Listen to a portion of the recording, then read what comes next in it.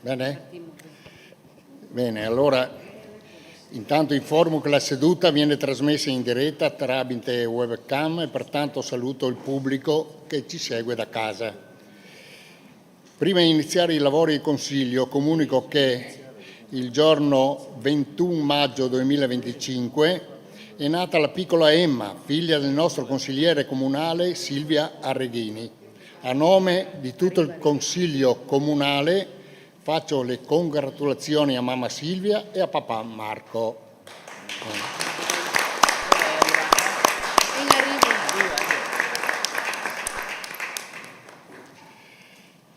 Allora, intanto informo che ci sono i consiglieri in ritardo. A me risulta Giuseppin. No, è qua. È arrivato? Bene, ottimo. Arreghini e Vivan, mi sembra. Bene, questi sono in ritardo. Quindi passo la parola al segretario comunale per l'appello. Buonasera a tutti. Chi ero che arriva? Vivan. Tofolo Luigi. Arreghini Silvia in arrivo. Barbisan Leonardo. Bergamo Francesco. Bertoncello Antonio. Camillo Cristian. Drigo Irina. Favero Florio. Geronazzo Luigi. Giuseppin Guido. Marzola Carmen. Moretto Sara. Nigro Filomena. Rambuschi Pietro. Verri Gabriele. Vit Loris. Vivan Matteo. Bene, e allora nomino scrutatori i seguenti consiglieri: Leonardo Barbisan, Florio Favaro e Bertoncello Antonio. Bene, allora intanto informo che il Consiglio comunale odierno è stato convocato come concordato in sede di capigruppo alle ore 19 in seduta aperta ai sensi dell'articolo 61 del regolamento del Consiglio comunale, ai fine di consentire l'audizione del presidente dell'IBA Residenza per Anziani Giuseppe Francescon, della signora Caterina Pinelli, invitata a partecipare alla seduta consigliare con mia nota, protocollo numero 28301 del 27/6/2025. Ai sensi dell'articolo, ricordo, 61, quarto comma del regolamento comunale, può intervenire un consigliere per ciascun gruppo per un tempo non superiore ai 10 minuti. A seguito delle richieste pervenute si procede quindi all'audizione della Presidente, a cui do la parola e invito la Presidente a venire a sedersi sul mio tavolo. Grazie.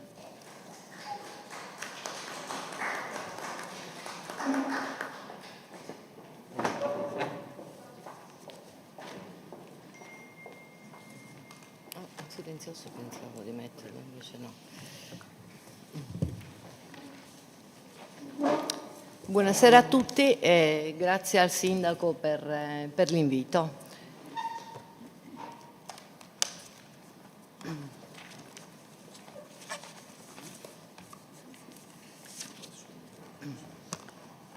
Si può abbassare? Sì. È acceso? Prima di iniziare con l'esposizione della presentazione dell'ente, volevo fare alcune precisazioni. Queste precisazioni sono doverose per il ruolo che rivesto e per ripristinare un po' l'ordine istituzionale che è dovuto all'ente che rappresento. Assolutamente non è vero che io non ho avuto riluttanza nel partecipare all'audizione, anzi, a protocollo del Consiglio Comunale con data 31 ottobre 2024 e numero di protocollo 2451, io stessa avevo chiesto al Sindaco di essere sentita in audizione. Questo in occasione della richiesta di presentazione di una mia relazione sui lavori dell'ente. Ho anche fatto alcune ricerche perché si parlava di presidenti che abitualmente venivano sentite in consiglio comunale. La presidente prima di me, Sara Furlanetto, è stata ascoltata in commissione, come previsto, una sola volta in 5 anni, mentre il presidente Collovini è stato ricevuto in consiglio comunale perché come ordine del giorno del consiglio comunale c'era l'hospice, il tema hospice. Non si sente? Ok.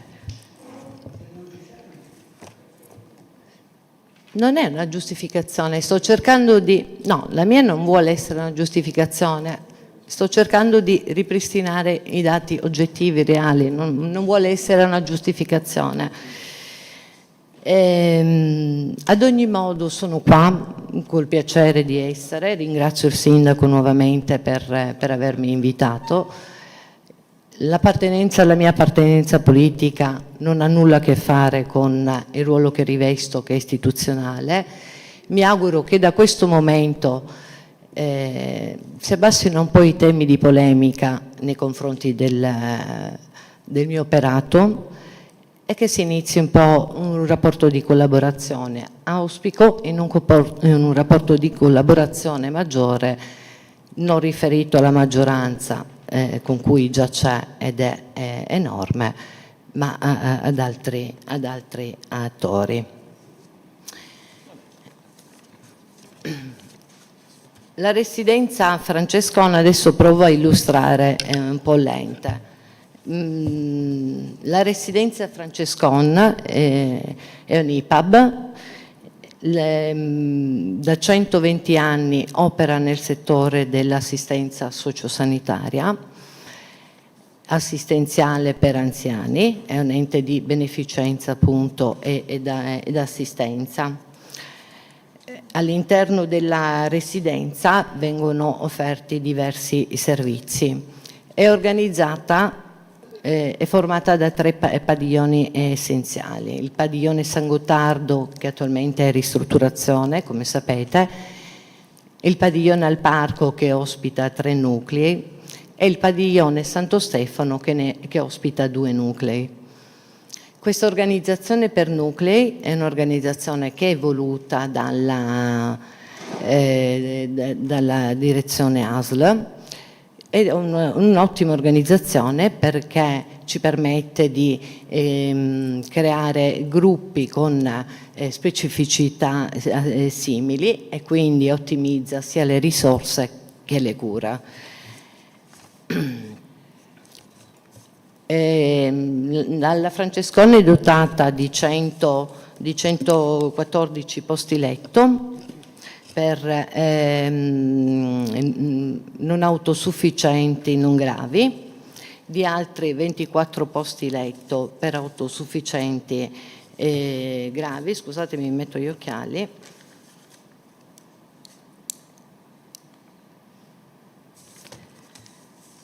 E 4 posti letto di centro diurno, nel senso che l'ospite viene portato dalla famiglia la mattina e poi la notte per dormire e torna a casa. L'organo di controllo della Francescon è la Regione Veneta ed esercita questo controllo tramite l'azienda zero o tramite il revisore dei conti per quanto riguarda i bilanci, che viene nominato direttamente dalla Regione. Al centro del nostro lavoro ovviamente c'è l'ospite. Attorno all'ospite ruotano delle figure molto importanti. L'operatore stesso che lavora, quindi siamo attenti a quello che è il benessere del lavoratore, la famiglia che partecipa a piena collaborazione e viene spesso inserita nelle attività ed è parte attiva quindi nelle attività della Francescon ed è molto attenta ai bisogni del territorio. Questo consiglio di amministrazione ha fatto una scelta molto particolare di maggiore apertura a quella che sono i bisogni dei territori, e questa scelta nasce da collaborazione appunto con l'ASL e con i servizi sociali. Da queste collaborazioni cosa nasce? Nasce che molti anziani spesso chiedono di entrare in RSA non perché in realtà siano veramente bisognosi di essere ricoverati in una RSA, di ricevere le cure di una RSA, ma perché a casa vivono uno stato di solitudine. Quindi ci siamo attivati con diversi progetti di cui parlerò in seguito per curare quello che viene comunemente chiamato invecchiamento attivo. La residenza Francescon si distingue, come dicevo, è in stretta collaborazione col Comune e con l'ASL, e si distingue rispetto alle altre residenze non perché fornisce, è un erogatore passivo di servizi, ma perché ne è parte attiva e spesso promotrice di diversi progetti. A proposito di questi progetti, mi viene in mente di citarne qualcuno. Il progetto Cross Care, ad esempio, che è un progetto interregionale che coinvolge l'Italia e Slovenia, è un progetto che viene finanziato dai fondi europei. Dall'Unione Europea abbiamo ricevuto 88.000 euro e che ha proprio lo scopo di prendere in carico l'anziano fragile al proprio domicilio, e vengono serviti funzioni e servizi del tipo ammalati di demenza. L'altro progetto che contraddistingue la Francescon, che è promossa dalla Francescon, sono il progetto Insieme, Vieni in Centro e Sfera. Sono progetti finanziati da una donazione, la donazione di una signora di Pordenone, la signora Macaferri, Giovanna Macaferri, e ci ha donato 110.000 euro.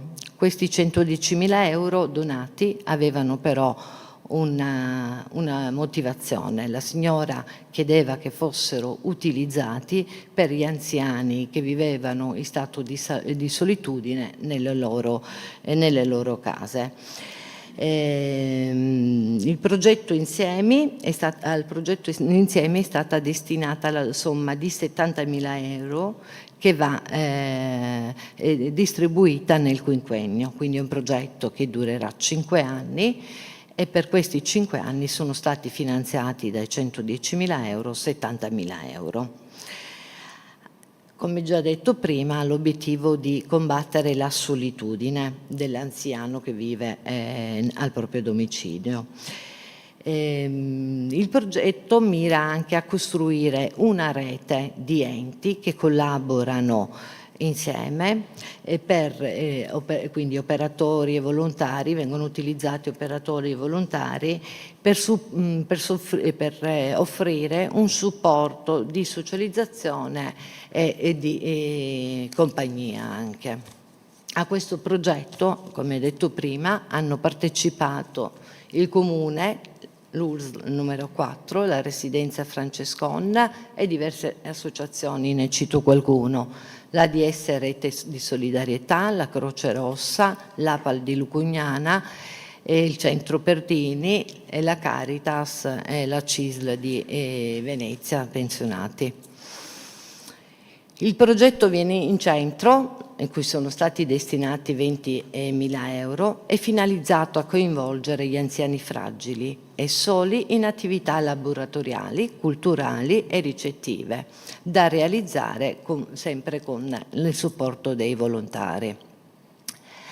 Al progetto Sfera, invece, che è un progetto che ha particolarmente cura dell'anziano affetto da demenza, sono stati destinati 20.000 euro e ha la durata di 2 anni, quindi significa per ogni anno sono stati stanziati 10.000 euro. Come abbiamo detto, prende in carico la persona malata, affetta da demenza, ma ha anche un occhio di riguardo, di consultazione e anche di aiuto psicologico con i professionisti della Francescon nei confronti del caregiver. Il caffè Alzheimer è un ciclo di incontri gratuiti, è offerto ai familiari che hanno persone con demenza. È patrocinato dall'azienda ULS, ma è completamente offerto dalla Francescon.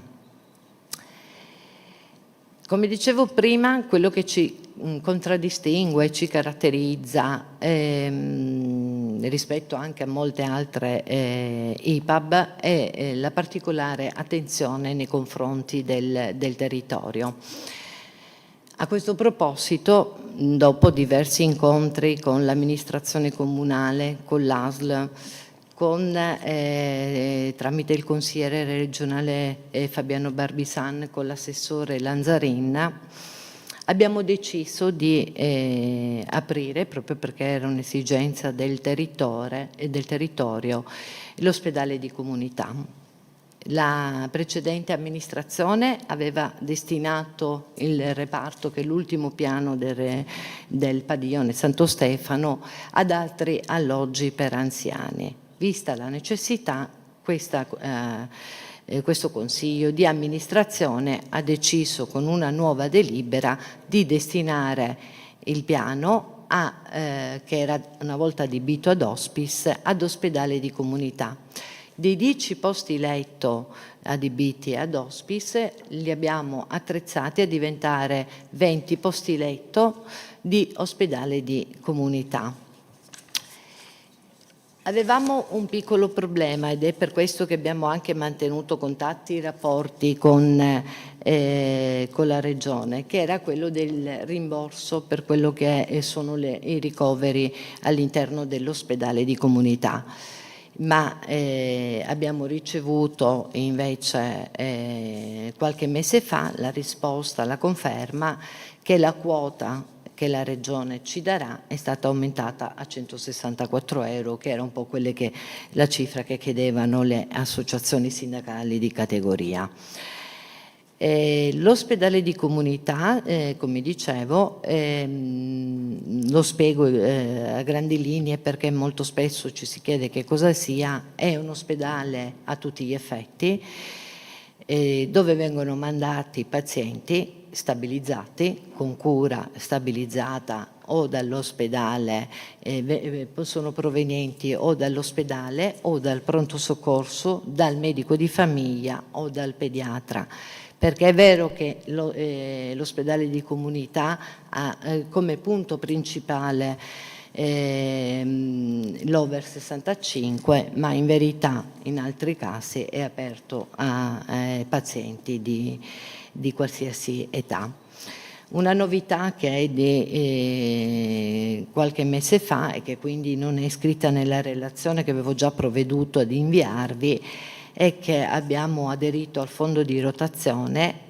All'inizio eravamo rimasti fuori, poi da un ulteriore accreditamento della Regione, accertamento della Regione, siamo rientrati e riceveremo 710.000 euro di fondo di accreditamento, di fondo di rotazione. Il fondo di rotazione è un prestito a tasso zero che viene restituito dall'ente alla Regione in 15 anni. Il prestito, questo fondo di rotazione, la cifra è di 710.000 euro. Con questa cifra provvederemo ad ultimare i lavori di completamento degli STON.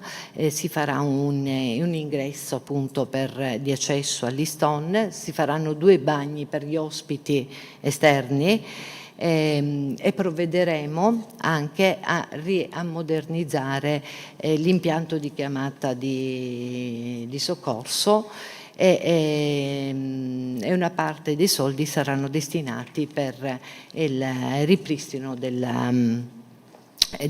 il risparmio energetico. Io avrei finito, se avete delle domande. Bene. Allora, prima di passare la parola ai rappresentanti dei gruppi consigliari, io passo la parola al signor Sindaco. Beh, sicuramente ringrazio il Presidente Pinelli di aver aderito alla richiesta dell'audizione che faceva, in base all'articolo 12, seguito alla relazione che era già stata inviata in ottobre dell'anno scorso. Relazione esaustiva, esauriente, che avete ricevuto a suo tempo. Questo è un momento di eventuale di chiarimento, di discussione relativa, perché non è oggetto di approvazione, ma può essere un momento di discussione o comunque di chiarimento, ripeto. Ringrazio il Presidente Pinelli per il suo operato, per la buona diciamo, amministrazione di questo ente che, come ricordato, dipende dal punto di vista giuridico-amministrativo dalla Regione. La nomina fiduciaria che, come è stata fatta prima dal Sindaco Favero e che io ho confermato anche in questa udienza successivamente, nell'atto fiduciario, diciamo, è un atto politico di fiducia, di fiducia sulla capacità di amministrazione. No, non vuole essere sicuramente un momento di rendicontazione o di giudizio amministrativo in senso stretto. Mi compiaccio appunto dei bilanci che sono in ordine, dei bilanci soprattutto con le difficoltà che ci sono state durante il Covid, con il problema degli investimenti PNRR, quindi la richiesta dei fondi di rotazione necessaria per poter far fronte a questi investimenti, che sono investimenti economici importanti, ma che renderanno questa residenza molto più attraente anche in un mercato di competizione, perché questo è. E ringrazio anche per la visione su progetti speciali, su progetti che vedono la compartecipazione di altri enti, di altre associazioni come il progetto Cross Care e il progetto Sfera, che cerca di mettere la casa di cura Francescon, la residenza Francescon, all'interno del tessuto sociale della nostra città, come è sempre stato e come ha proseguito. Ringrazio appunto del fatto che ha contenuto le rette, che non c'è stato un aumento delle rette, nonostante molte altre aziende di questo tipo, o meglio IPAB di questo tipo, lo hanno dovuto fare per l'aumento dei costi proprio di esercizio di queste realtà. Dell'ospedale, ecco, ringrazio in particolare anche come medico dello sforzo che è stato fatto nella realizzazione dell'ospedale di comunità, una struttura importantissima per le esigenze sanitarie del nostro territorio. Siamo stati in ritardo rispetto alle altre due realtà di San Donà e di Jesolo, ma ciò non vuol dire che abbiamo avuto siamo meno bravi, anzi l'iter è stato sicuramente rallentato da una serie di fatti contingenti, ma siamo arrivati a questo risultato. L'ospedale di comunità permette agli ospedali in generale, tutti e tre gli ospedali, pur mantenendo un livello di salute molto buono, di offerta sanitaria molto buona, di sgravare il soggiorno dei pazienti negli ospedali che sono ospedali ad alta specialità. Sapete che l'ospedale serve, ha come scopo molto spesso i DRG dell'ospedale quello di mantenere le giornate di degenza all'interno di determinati parametri che sono dettati dal Ministero della Salute e a scendere dalla Regione. Pur, ripeto, rispondendo a un'esigenza di salute molto sentita, perché questi pazienti che una volta esaurito il compito dell'ospedale stretto hanno bisogno però di cure ulteriori ad alta densità sanitaria in queste strutture qui. Quindi saranno sicuramente molto richiesti, perché io lo sento anche da medico, le richieste sono moltissime e finalmente potremo avere i nostri i nostri pazienti di Portogruaro e nel nostro mandamento ricoverati a Portogruaro stessa. E quindi io di questo mi compiaccio e invito la Presidente a continuare su questa strada fino alla fine del suo mandato. Grazie.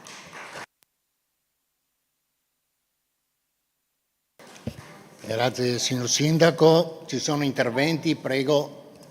Consigliere Geronazzo, prego. Grazie Presidente. Sarò molto breve, visto che è considerato che stiamo qui sempre a polemizzare e quant'altro.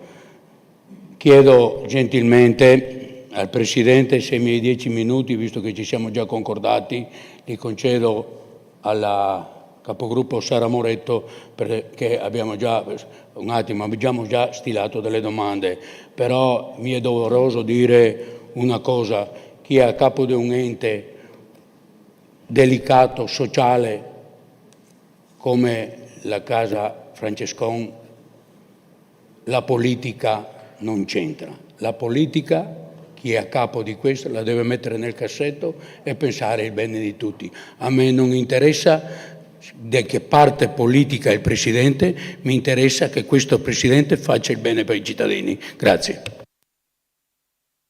Grazie consigliere Geronazzo. Allora se interviene la consigliera Moretto, sa che ha 10+10. Bene, grazie. Grazie Presidente. Buonasera Presidente Pinelli.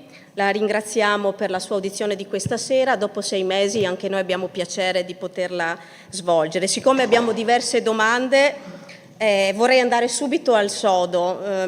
L'unica premessa che voglio fare ovviamente in questa occasione, credo sia condivisa da tutti, è un ringraziamento sentito e di cuore a tutto il personale, a tutti i volontari che operano nell'IPAB Francescon della nostra città, perché credo che oggi più che mai sia importante il loro ruolo e il loro servizio. Vado direttamente alle domande che, come le dicevo, sono diverse, ma vista l'occasione che abbiamo, cogliamo l'occasione di porle tutte. La prima domanda può sembrare solo apparentemente formale, ma in realtà è sostanziale, e le chiediamo se lei interviene in questo Consiglio Comunale per cortesia o per dovere. Per noi è una cosa importante da comprendere e la domanda non è capziosa, in quanto nella sua lettera di accompagnamento alla relazione, che prima giustamente citava, ha affermato che le indicazioni contenute nel sopracitato atto di indirizzo non siano applicabili allo stesso CDA e che aveva provveduto a chiedere al proposito un chiarimento alla Regione Veneto. Ovviamente, quindi, accanto alla domanda che le facevo all'inizio di con quale approccio arriva questa audizione, le pongo una domanda collegata e quindi se eventualmente la Regione le ha risposto e che cosa ha ottenuto come risposta. La seconda domanda, che riguarda sempre un po' il contesto nel quale stiamo operando, è: le chiedo se con l'insediamento di questa nuova amministrazione guidata dal sindaco Toffolo ha ricevuto dal sindaco stesso indirizzi e obiettivi politico-amministrativi per la gestione dell'IPAB, così come previsto dalle linee di indirizzo per le nomine approvate all'unanimità da questo Consiglio Comunale. Quindi se vi è stato la consegna di questi indirizzi e obiettivi politico-amministrativi che sono contenuti nel regolamento comunale. Mi scuso, sono raffreddata. Poi andrei direttamente al cuore dell'attività della Francescon. Come lei giustamente ha detto, è l'attività principale, quello che ci interessa in qualche modo approfondire questa sera. Lei ci ha confermato il numero di posti letto che quindi le chiedo, sono i 138 per i non autosufficienti più o meno gravi, i 4 semiresidenziali per il centro diurno e i 4 nella casa per anziani autosufficienti. Quindi ad oggi sono gli stessi del 2023, che è l'anno al quale lei ha chiuso la relazione che ci ha consegnato. Nella stessa relazione si parlava di 16 nuovi posti di servizio diurno, quindi volevamo capire se sono stati realizzati, se sono operativi e se sono occupati. Sempre per completare il quadro della situazione attuale, volevamo sapere quante di questi posti ad oggi sono occupati quindi quanti ospiti effettivamente oggi ci sono nella residenza Francescon e se c'è anche una, magari in maniera percentuale, una suddivisione di quanti sono gli ospiti cittadini portogruaresi, quanti sono invece gli ospiti che giungono da altri comuni. Lei giustamente faceva riferimento al fatto che è un servizio di riferimento per un territorio ampio, volevamo capire quanti di questi ospiti provengono da altri comuni. Poi volevamo capire, sempre con riferimento ad una relazione che quindi magari è superata e i numeri sono cambiati, quante sono le persone occupate nell'IPAB, sia direttamente come dipendenti, occupate in termini di personale, sia in termini indiretti, quindi come operatori che lavorano, prestano il proprio servizio all'IPAB sulla base di contratti di altro genere. E a tal proposito, quindi, quali sono i servizi che sono stati esternalizzati e quali sono le ragioni che hanno portato a questa esternalizzazione, perché è evidente che nel corso del tempo l'IPAB, diceva giustamente, è nata 120 anni fa, aveva una sua dimensione, una sua caratteristica di servizio, le cose sono cambiate e nel tempo diversi servizi sono stati esternalizzati, quindi volevamo capire se in questo mandato sono stati esternalizzati dei servizi e per quali ragioni. Non so se preferisce che facciamo dei blocchi di domande e risponde o se vado... Se vuole, o se vuole alla fine magari le do il foglio dove ci sono le domande che abbiamo concordato. Nella stessa relazione, scusate, si parla ad un certo punto di una grave carenza di personale assistenziale OSS e infermieri e si tratta di una situazione ovviamente di carattere nazionale che tutti ben conosciamo. Volevamo capire però se questa carenza ha avuto degli effetti diretti sui servizi e sui costi dell'IPAB di Francescon, quindi se questo ha necessitato il ricorso a personale esterno con dei costi maggiori e quindi se questo fatto ha provocato delle conseguenze anche sui bilanci dell'IPAB Francescon e che cosa questo Consiglio di amministrazione ha messo in atto per affrontare questo che è un problema che conosciamo essere diffuso.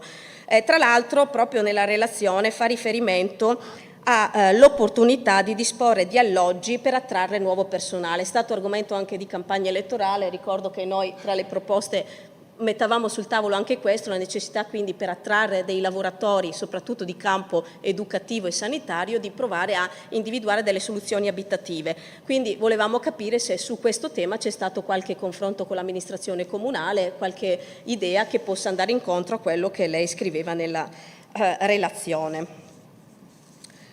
Sempre nella relazione, no, questo non era la relazione, ma è un fatto avvenuto nel 2023.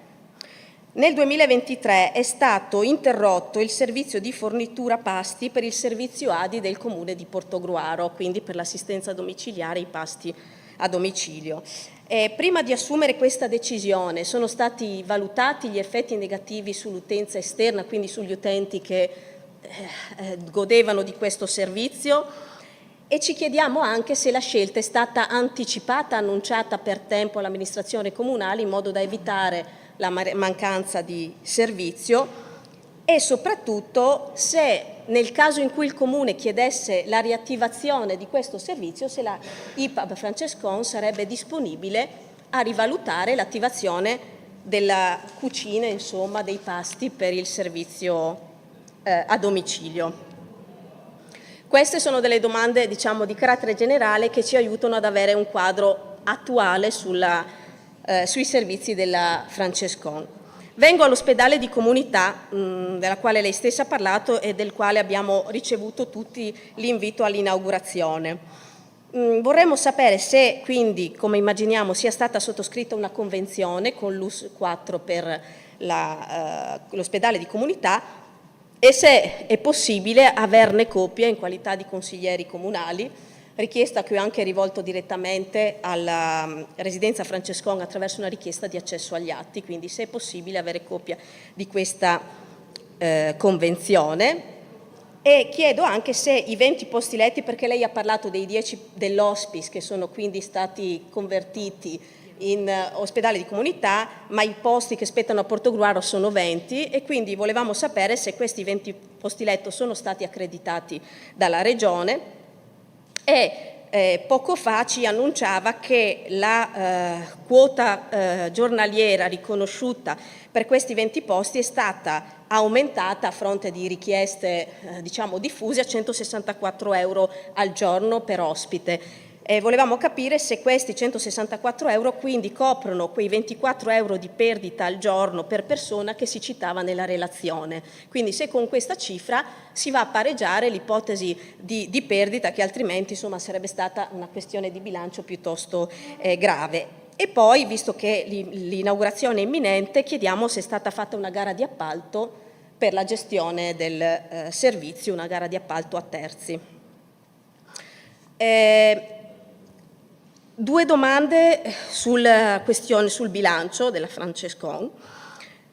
Vorremmo sapere quindi a quanto ammontano i ricavi, le entrate della Francescon degli ultimi 2 anni e a quanto ammontano invece gli accantonamenti che sono stati effettuati e se questi hanno avuto un impatto sulle rette applicate agli ospiti che sono presenti nella residenza. C'è poi un'altra questione piuttosto specifica ma che sicuramente lei conosce. C'è la nota questione relativa alle rette delle persone con gravi demenze e la loro presa in carico da parte del Servizio Sanitario Nazionale, che è culminata tra l'altro con una sentenza della Cassazione del 2012 piuttosto importante. Volevamo capire se questa questione investe anche la Francescon e se quindi ci sono familiari che non pagano le rette in virtù di questa sentenza e se sì, quale impatto ha nel bilancio anche questa questione che è tutta da risolvere. Infine, quindi in maniera diciamo secondaria rispetto a tutte le questioni che sono state poste e che ci aiutano ad avere un quadro completo, ripeto, di servizi che toccano e che hanno toccato anche qualcuno di noi, veniamo alla questione dell'IMU.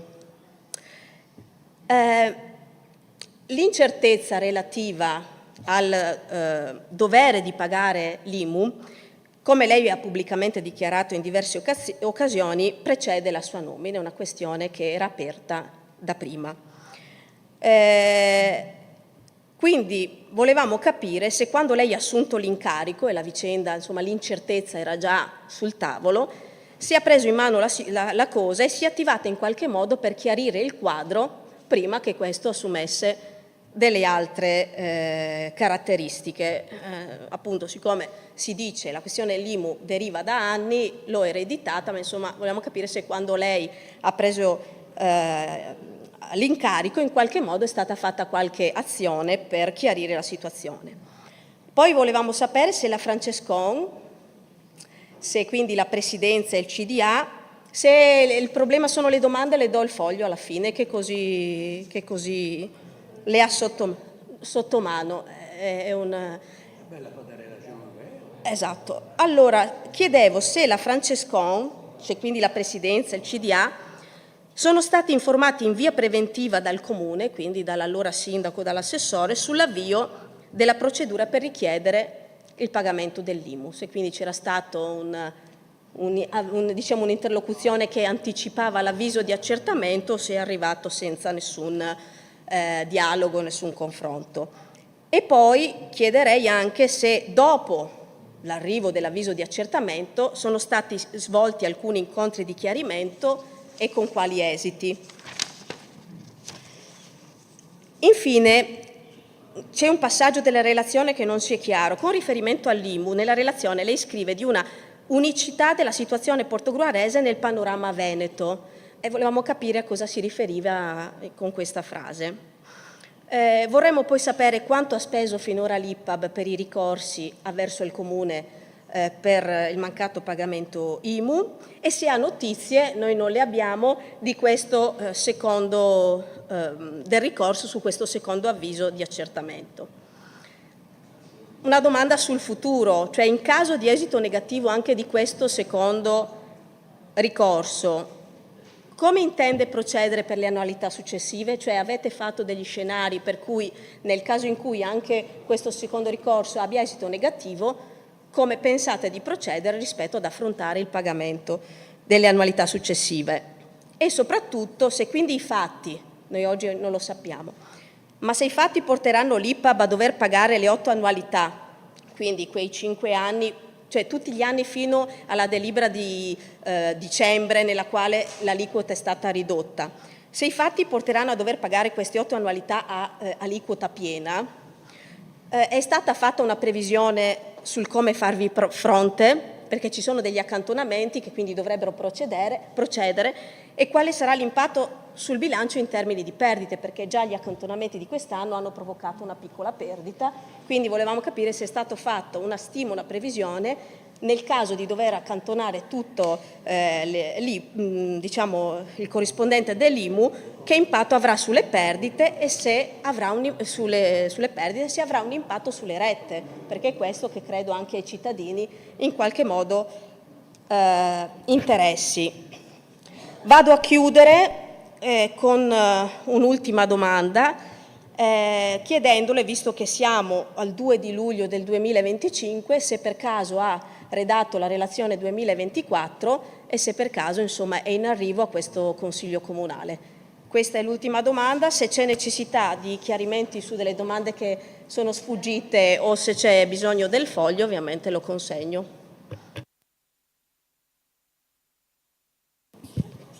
Bene, grazie consigliera Moretto. Io voglio precisare che prima gli interventi di tutti i gruppi consigliari, poi passo la parola alla Presidente, quale appunto darà risposta. Prego, ci sono interventi? Ci sono altri interventi? Prego, consigliera Reghini, prego. Sì, buonasera a tutti, scusate il ritardo, buonasera ai cittadini e a chi è qui presente.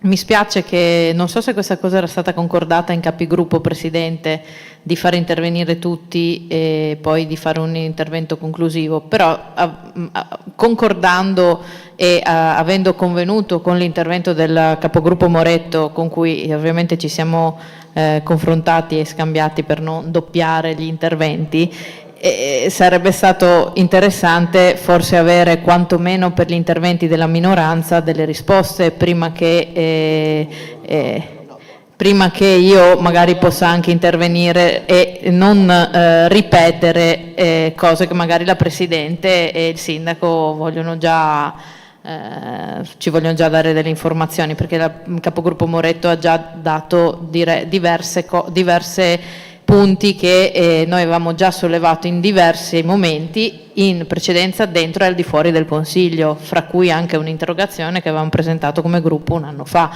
Quindi se la Presidente e il Presidente del Consiglio può andare in deroga rispetto a questa decisione, mi riserverei, anche perché non è stata decisa nei capigruppo, mi confermano chi mi sostituiva e chi c'era dell'altro gruppo. Sì, io mi riserverei di intervenire post risposte, però attendo una risposta da lei. Consigliere Geronazzo, anche questo in deroga? No, solo per dire una cosa. Sì. Nel capogruppo non abbiamo concordato che l'ospite risponda per ultimo, anche perché lei risponde, forse quello che interviene dopo non fa la stessa domanda. È un ragionamento anche più logico, a mio modo modesto di pensare. Grazie. Grazie consigliere Geronazzo. Siccome questa è un'audizione, non è che sia un contraddittorio, quindi una risposta in riferimento. Lei raccoglie tutte le richieste e dà una risposta complessiva a tutti e quanti. Punto. Niente, abbiamo capito che qui c'è un'autorità, si concorda una cosa e se ne fa un'altra. Bene, comunque ricordo che il Presidente del Consiglio deve tutelare le idee di tutti i consiglieri. In questo caso il Presidente del Consiglio sta facendo una grossa mancanza, perché sta facendo una cosa non concordata Ci ha letto perfino il regolamento perché aveva paura che un consigliere intervenisse. Ci ha messo dei puntini in lei, non dovete fare questo, non dovete fare l'altro. Abbiamo detto sappiamo leggere il regolamento e ancora in questo momento lei sta imponendosi su una cosa che non ha senso. E io non concordo, perché altrimenti, no, è inutile che lei allarghi le mani e faccia quello che vuole. Lei non può fare quello che vuole. Lei non è padre e padrone del Consiglio Comunale. Il Consiglio Comunale va gestito dal capogruppo e lei esegue una parola grande, e fa quello che decidono il capogruppo. Questa si chiama democrazia. Consigliere Arghini, lei voleva appunto altre domande? Sì, di necessità virtù devo intervenire, è stato chiaro.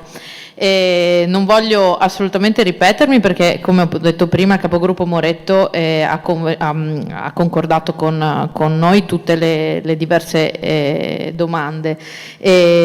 Aggiungo delle cose. Prima di tutto ci interesserebbe fare il punto rispetto alla questione dell'hospice, perché quantomeno per i cittadini forse è chiaro a chi amministra, forse è chiaro a chi sta nelle residenze dell'IPA Francescon, però i cittadini dal 2020, in cui l'hospice è stato chiuso ed aveva sede nella residenza Francescon, siamo passati a, questa è l'informazione che ho io dal regionale, e qui poi chiedo sia alla Presidente sia al Sindaco in questo caso che notizie ha, del fatto che l'IPAB Francescon abbia rinunciato ai 9 posti hospice che c'erano, e quindi che questi 9 posti teoricamente saranno messi da parte dell'ULS 4, qui guardo soprattutto anche il Sindaco, da parte dell'ULS 4 in concorso, diciamo, cioè verranno messi in bando, ecco, per la gestione da parte di altre strutture, e che quindi dove andranno a finire questi 9 posti,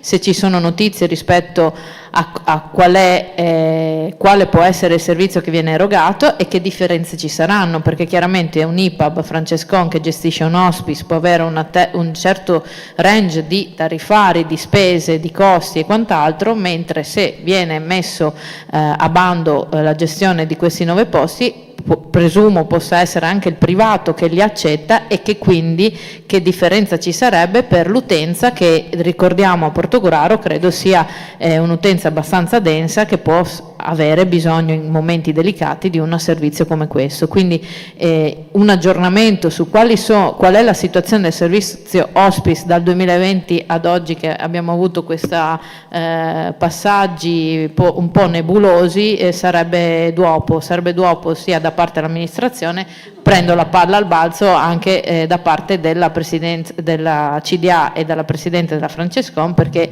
è un servizio fondamentale che, ricordo, nel 2020 ci è stato strappato, punto, perché questo è stato. Altra questione, le rette, mi collego ovviamente con le ricadute delle rette rispetto alla situazione dell'IMU. Non mi ripeto perché la questione è stata posta dal capogruppo Moretto.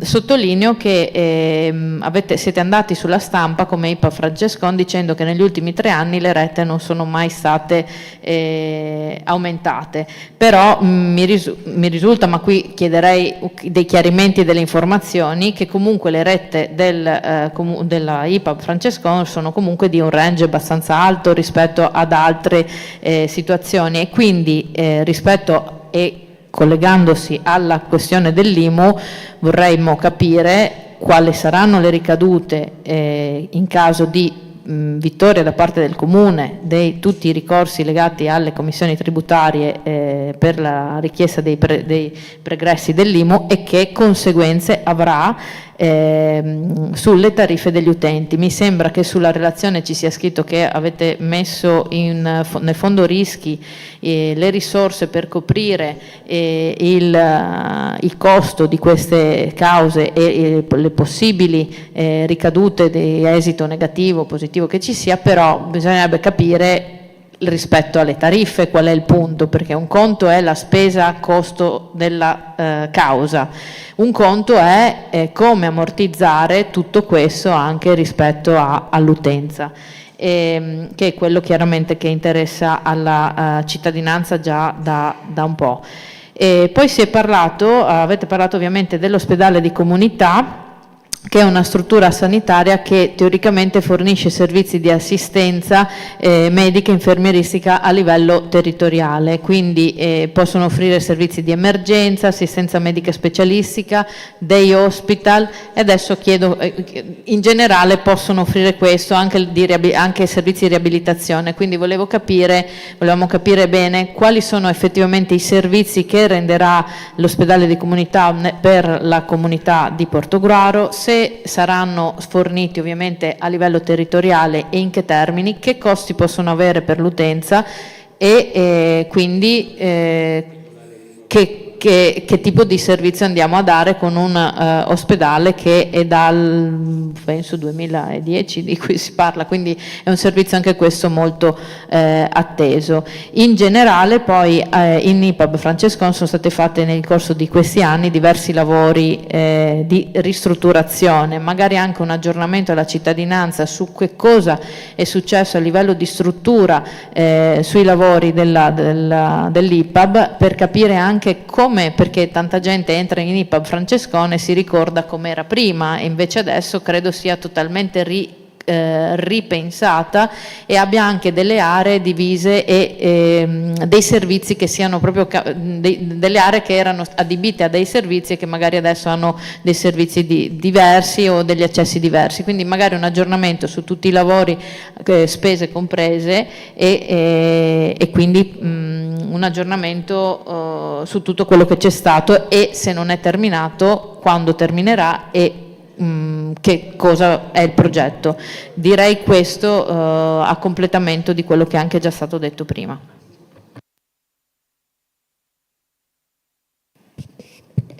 Prego, ci sono altri interventi di altri gruppi consigliari? Prego, perché se non ci sono altri interventi io do la parola a Presidente Caterina Pinelli per le risposte in merito. Prego, allora. Prego, consigliere Giuseppini. Grazie Presidente, buonasera a tutti. Innanzitutto vorrei ringraziare il Presidente Pinelli per l'audizione, per la relazione e innanzitutto vorrei ringraziare anche per un messaggio importante che ci ha dato, vale a dire l'apertura dell'ospedale di comunità. Messaggio poi che è stato sottolineato anche dal Sindaco, e volevo ringraziare proprio per l'attenzione territoriale che c'è stata su questo importante tema, perché ricordiamo che l'ospedale di comunità nasce in recepimento a quello che è il decreto ministeriale 77 del 2022 con la definizione dei nuovi modelli di standard per lo sviluppo dell'assistenza territoriale nel sistema sanitario nazionale. Non solo, si inserisce in un quadro più ampio, che è un quadro PNRR, missione 6 salute, in particolare la riforma 1, quindi la riforma dei modelli standard, e l'investimento 1.3, proprio una delle linee PNRR previste, è il rafforzamento dell'assistenza sanitaria intermedia e delle sue strutture. Quindi l'ospedale di comunità è un punto di arrivo e di partenza, ma intanto un grande risultato non solo per il comune di Portogruaro, ma per tutto il territorio, perché come normato l'ospedale di comunità è previsto ogni 100.000 abitanti, quindi diventa un bacino di cure estremamente importante e anche a supporto dell'ospedale stesso. Una precisazione, proprio anche per fare chiarezza anche a chi ci può seguire da casa. Allora, l'ospedale di comunità è un passaggio importantissimo, quindi un plauso a chi a livello territoriale e a livello regionale ha portato avanti questa importante misura, però vorrei fare anche un passaggio indietro, perché si è parlato anche di hospice. L'hospice non è stato un punto perso per il territorio, per il comune di Portogruaro, semplicemente l'hospice nel 2020, in piena pandemia, è stato chiuso per ragioni tecniche, in quanto non aveva accessi indipendenti e quindi in periodo Covid-19 vi erano tutte le implicazioni del caso e quindi mancavano i requisiti basilari per mantenerne l'apertura. Tuttavia, volevo mettere in evidenza subito come l'amministrazione precedente con il sindaco Favero si è subito attivato per riportare l'hospice a Portogruaro. C'è stata una convenzione con un soggetto privato che ha manifestato il proprio interesse, l'azienda francese Corian, e sappiamo tutti che appunto nell'area dell'ospedale vecchio nei prossimi mesi vedrà la luce anche il tassello dell'hospice che va a completare questa grande attenzione dal punto di vista sanitario che c'è stata per il nostro territorio. Grazie. Ultima cosa, circa le modalità. Io ritengo, ma questa può essere anche un'opinione personale che non pretendo venga condivisa, però se vogliamo veramente fare dei lavori costruttivi in un consiglio comunale, penso che sarebbe estremamente efficiente ed efficace se si vogliono fare delle domande al presidente dell'IPAB Francescon che determinate domande fossero anche fornite prima, perché ovviamente vedo che c'è stata una raffica di domande, e secondo me potrebbero avere una risposta puntuale e precisa soprattutto nel momento in cui bastava anche qualche giorno prima della seduta consigliare. Questa è opinione personale mia, poi lascio a voi il giudizio. Grazie. Bene, grazie consigliere Giuseppin. Visto che non c'è consigliere Verri, prego. Buonasera consiglieri, buonasera pubblico. Niente, io come ho già espresso nella Capigruppo, dico che mi fa molto piacere vedere la Presidente della Francescon, mi fa piacere che gli vengano fatte certe domande, però il Consiglio Comunale oggi ha dei punti importanti per i quali abbiamo, come vi ho già detto, dal mio punto di vista, dal nostro punto di vista, dedicato fin troppo tempo perché, e vi spiego perché, non è perché non sono cose importanti, probabilmente bastava farlo come è successo in altri momenti in una commissione piuttosto che qua, perché comunque l'autonomia dell'ente non è in discussione. Qui ci sono state delle domande, un interrogatorio, mancava solo una lampada puntata agli occhi, quando invece l'IPAB fa una relazione nella quale chiunque sa leggere le relazioni o i bilanci può avere quelle risposte che cerca. Quindi la mia paura, che ho già espresso nella Capigruppo, di non riuscire a fare le cose che dobbiamo fare, per cui siamo chiamati a fare, aumenta man mano che passano i minuti, e quindi cercherò di essere breve.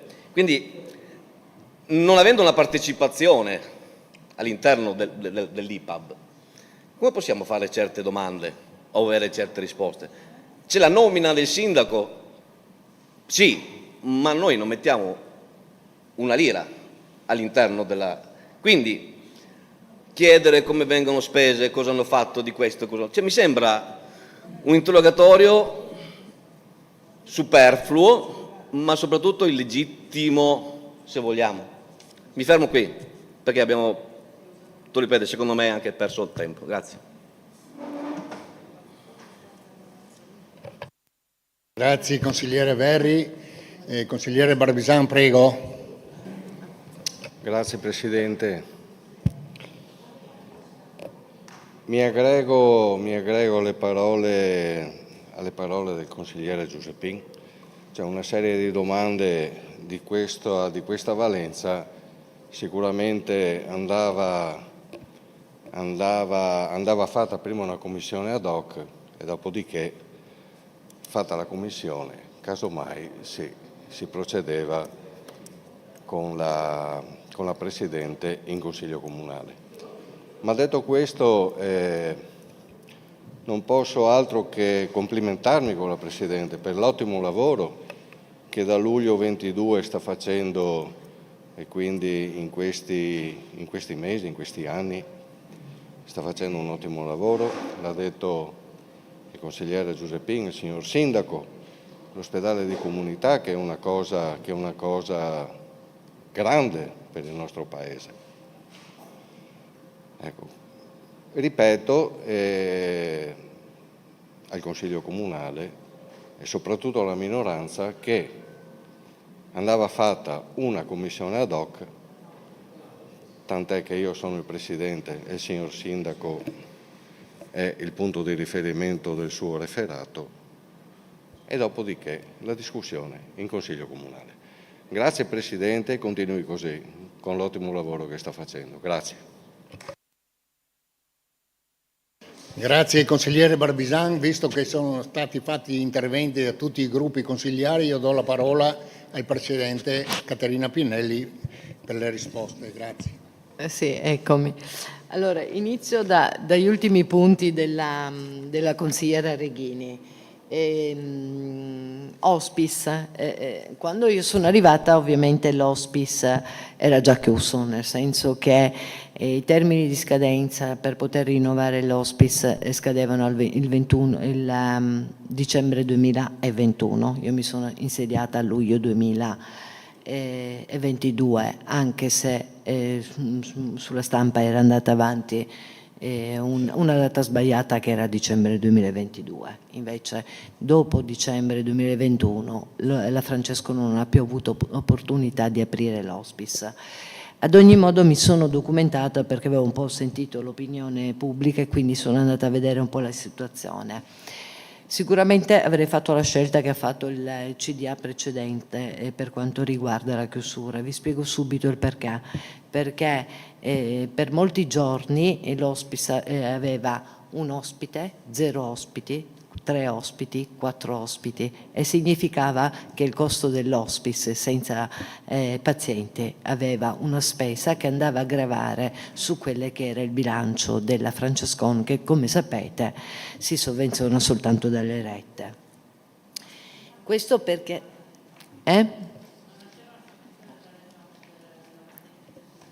Vuoto per pieno. Quindi sì, non c'erano pazienti perché venivano curati sulle cure domiciliari. Questo è il tema hospice. Può sembrare una buona notizia è che all'interno dei 20 posti dell'ospedale di comunità, 4, fin quando non sarà riaperto l'hospice all'ospedale, saranno destinate alle cure palliative. Le rette noi in questo biennio 2024-2025 siamo riusciti tramite alcune economie e tramite alcune scelte gestionali a non aumentare le rette. Ovvio, come sottolineava lei, nell'anno in cui abbiamo dovuto, i bilanci sapete benissimo che sono perfetti, se voi avete 470.000 euro in entrata per la causa con la Francescon, noi ce l'abbiamo in uscita. Ma in questo 470.000 euro di accantonamento che abbiamo dovuto fare, noi ce l'abbiamo in uscita e accantonati, e nonostante abbiamo accantonato 470.000 euro siamo riusciti a non influire le rette sulle rette. L'IMU, questione IMU. C'è una buona notizia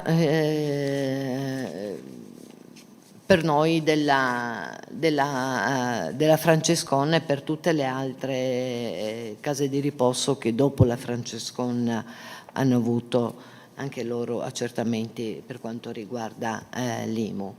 Attualmente la Commissione Finanza e Tesoro sta impegnando il Governo a trasformare il decreto che ha creato questa confusione, perché qualcuno pensava che facessimo attività commerciale, questa confusione in norma di rango primario, proprio per evitare che si ripetessero situazioni un po' problematiche come quelle che è successa a Portogruaro.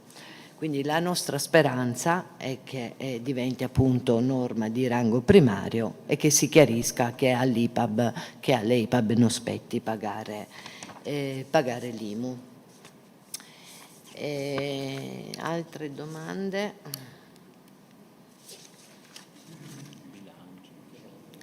Il bilancio sapete benissimo che, essendo un ente pubblico, è pubblico, lì dove sono documenti che potete reperire con tranquillità. Preferisco andare avanti e dare delle risposte lì dove proprio ci vuole una risposta un po' più precisa.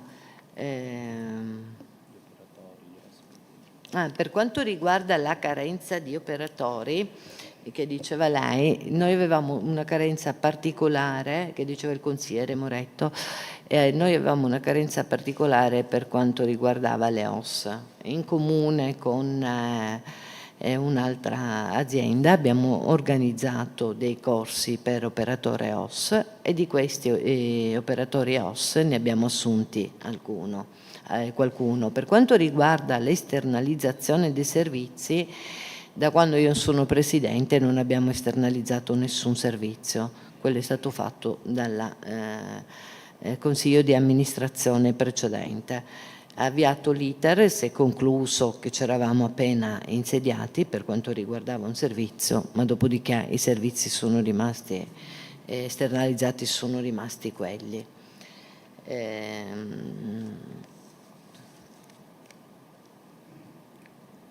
Volevo fare una precisazione su quanto detto. Io non ho ereditato la questione IMU. La questione IMU mi è stata presentata. Io sto pagando gli anni precedenti in cui erano presidente prima il presidente Collavini e dopo la presidente Furlanetto, ma non l'ho ereditato, non era una questione aperta. La prima notifica di pagamento è stata presentata a me a fine dicembre. Non avevo avuto non c'era stato nessun tavolo di trattativa prima, l'abbiamo fatto dopo, avevamo fatto diversi incontri, sembrava che fossimo arrivati a un punto di incontro, poi c'è stato il commissariamento e l'avvio della trattativa si è sospesa. Per quanto riguarda i pasti sono stati sospesi proprio in misura dell'IMU, perché il nostro avvocato ci ha consigliato, nonostante noi non ci guadagnassimo sui pasti forniti agli anziani che vivono da soli, comunque era un'attività commerciale perché non riguardava la residenza ma ospiti esterni alla residenza, e quindi li abbiamo sospesi per questo motivo. Quando sarà chiarita la questione IMU intendiamo riprendere di nuovo la fornitura di pasti a domicilio.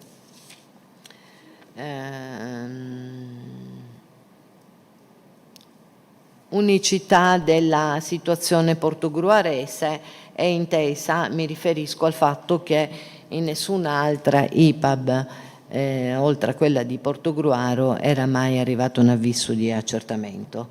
Dopo ho saputo che in qualche altra IPAB l'ha ricevuta, ma l'IPAB Francescon l'ha ricevuta per primo in assoluto per quanto riguarda l'accertamento in tutto il Veneto.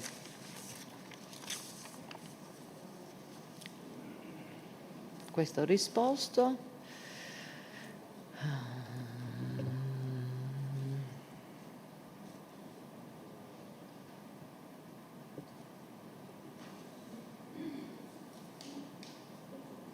Dell'ospedale di comunità mi pare che mi chiedeva chi può accedere.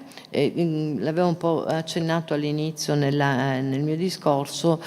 Allora, l'ospedale di comunità è pensato per l'over 65, ma in verità da pronto soccorso, dal medico di famiglia e anche dal pediatra possono arrivare richieste di ricovero in ospedale di comunità. L'importante è che il paziente abbia sia la cura stabilizzata e che sia fuori pericolo di vita, nel senso che l'ospedale di comunità entra per curare il paziente che non è più in pericolo di vita, per qualsiasi patologie, che possono essere croniche, che possono essere del momento, ma per qualsiasi patologia.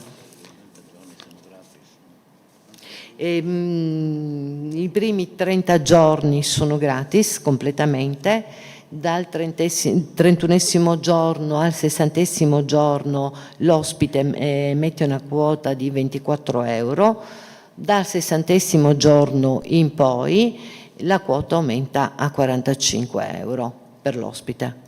Quindi il primo mese è gratuito, il secondo mese con una quota partecipativa di 24 euro, dal secondo mese in poi la quota aumenta a 45 euro.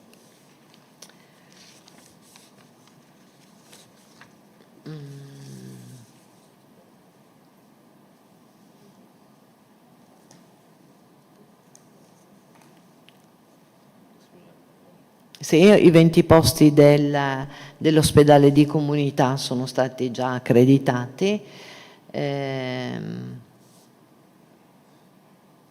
A quella della perdita ho già risposto quando ho detto che la tariffa è stata aumentata, quindi non prevediamo più nessuna perdita.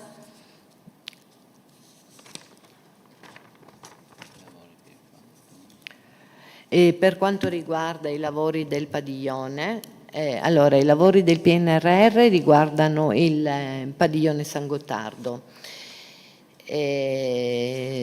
Strutturalmente, esteticamente, esteriormente rimarrà così com'è. Il padiglione San Gottardo ormai da anni, perché alcuni la parte ormai da anni era adibita solo agli uffici amministrativi e alla presidenza. Quella parte rimarrà adibita ad uffici e a presidenza, mentre l'altra parte, come sapete, è stata destinata ad alloggi per la grande povertà e per anziani non autosufficienti. Questi alloggi comunque non saranno gestiti dalla residenza Francescon, ma dall'ambito sociale o dalla conferenza dei sindaci, quindi sono stati messi a disposizione della comunità portogruarese per le grandi emergenze, abitative.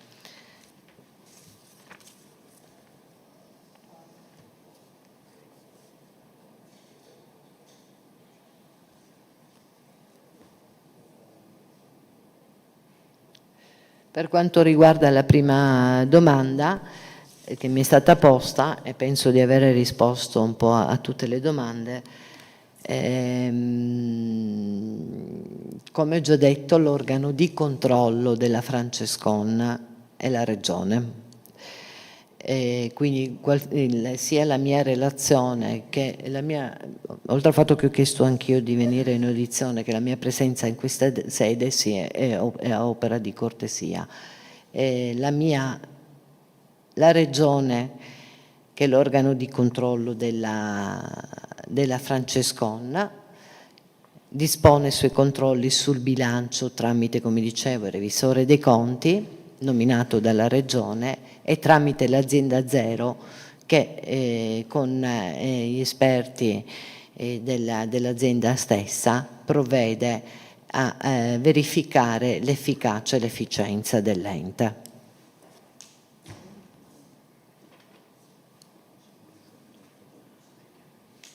Ho risposto a tutto, mi pare. Sostanzialmente sì, se ci sono. Dimmi quando è terminato. Terminato, quando è terminato?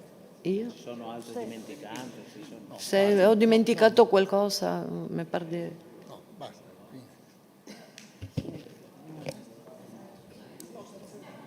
No, bene, stiamo in regole, come dice giustamente la consigliera Areghini. Allora, è terminata l'audizione dal Presidente Pinelli, che io ringrazio, e le invito a accomodarsi al posto suo spettante.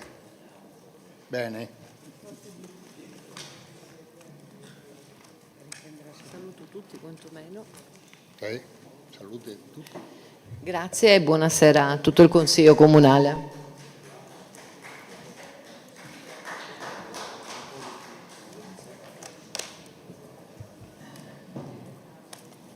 Questa è mia e anche questa. Grazie. No, è roba mia. Bianco. Allora. Io c'hai?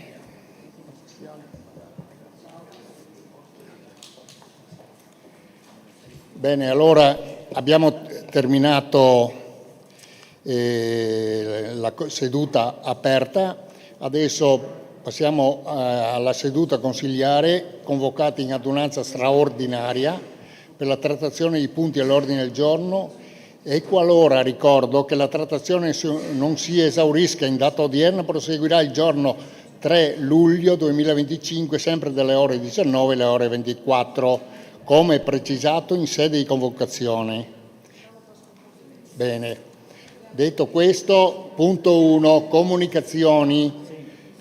Anche se vengo richiamato perché faccio presente sempre che le comunicazioni rientrano sempre sull'articolo 30.2, ricordo sempre che può intervenire un relatore per gruppo per la durata massima di 3 minuti. Scusi se ripeto sempre la stessa cosa. Grazie. Geronazzo. Grazie signor Presidente. Visto che non siamo qui per far perdere tempo, no? Io ricordo che lei è molto preciso a citare gli articoli, ma mi ripeto che 5 minuti fa ha fatto tutto il contrario di quel che dice il regolamento, perché le cose si concordano, non si impongono. Detto questo, perché signor Presidente, qui in questo Consiglio padri e padroni non esistono, e l'ho detto anche prima. Lei non può, non potrebbe, lei non si preoccupi, faccia l'intervento. Lei faccia l'intervento. No, alla parola a Geronazzo, per cortesia, affinché alla parola Geronazzo, per cortesia, non intervenite. Il consigliere Geronazzo può dire la sua, poi potete intervenire, punto. Io ho solo detto che nei capogruppo avevamo concordato l'altro. Mi smentisce lei, Presidente? Smentisce che abbiamo concordato altro? Che abbiamo concordato?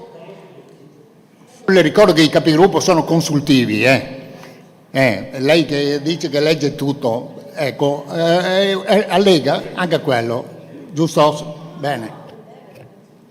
Niente, volevo solo una piccola precisazione. Signor Sindaco, abbiamo letto nella stampa che il nostro comune è pronto a far pagare ai turisti che soggiornano negli alberghi e nelle altre strutture della nostra città la tassa di soggiorno.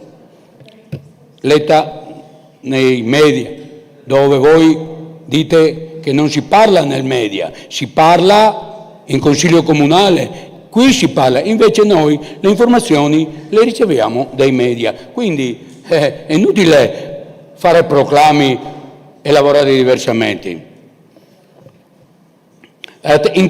In totale, secondo le sue parole, ci sarebbero in città 400 posti letto. Gli uffici della Regione Veneto hanno calcolato che 2 anni fa abbiamo avuto 44.000 presenze turistiche. Nessuna lista che si è presentata alle elezioni comunali ha scritto sul programma di questa nuova tassa. Neanche le liste che hanno sostenuto la sua candidatura a sindaco. Le chiedo, quando è stata maturata questa idea? Sono stati coinvolti imprenditori turistici e le loro associazioni. Possiamo sapere cosa ne pensano? Ci sa dire quante delle presenze sono di turisti e quante invece di lavoratori, rappresentanti di commercio, trasferisti e quant'altro, che prenotano in una città. È stato fatto un conto preventivo delle entrate possibili. Lei ha parlato di €1 a persona. Con i numeri che ha detto prima, entrano nelle casse del Comune €44.000. La tassa di soggiorno è una tassa di scopo. I soldi vanno spesi per potenziare il settore che le produce. Ci sono progetti per valorizzare il turismo residenziale? Siccome qualche assessore ha detto che l'opposizione parla senza conoscere le cose, le comunico che chiediamo una commissione congiunta bilancio e turismo, così chi ha i numeri e le informazioni verrà a dircelo, non attraverso i social, come ho sentito prima. Questo è il luogo dove si discute, questo è il luogo. Invito l'assessore al turismo, se sa qualcosa di questa sparata del sindaco, se sa qualcosa, e prima di uscire nei giornali a mezze pagine sarebbe bene informare. Nel frattempo, se si deve accusare qualcuno di far politica fuori da questo Consiglio Comunale, si guardi in primis al sindaco, che ha annunciato alla stampa una misura nemmeno sfiorata dai nostri cittadini. Solo per dire che quando si parla di una tassa di soggiorno per la città di Portogruaro, che è una tassa che tutti i cittadini devono coinvolgere, bisogna pensare non una volta, 2, 3, 4, 10 volte. Quindi è frutto di una discussione interna, di fare delle commissioni, dopodiché il signor Sindaco, che è la prima persona che ci rappresenta, può andare nella stampa a dire gli uffici sono pronti. Ma come fanno ad essere gli uffici pronti che non sappiamo neanche dell'esistenza? Come si può fare un tipo di questo ragionamento? Come si può dire loro fanno solo propaganda nei social? È lì che sentiamo le cose. È solo in quel momento, in quei social, che noi veniamo a scoprire le cose, come quando è andato a Roma, come tantissime altre volte. Questo non va bene, signor Sindaco. La invito a informare l'intero Consiglio Comunale, a sapere le cose. Dopodiché voglio solo dire che in una democrazia c'è la maggioranza e la minoranza, come mi dice un mio grande amico. E quindi se la minoranza viene messa a tacere, come ho sentito poc'anzi, la democrazia sparisce.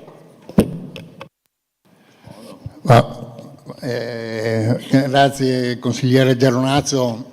Ci sono altre comunicazioni? Prego, consigliere Moretto.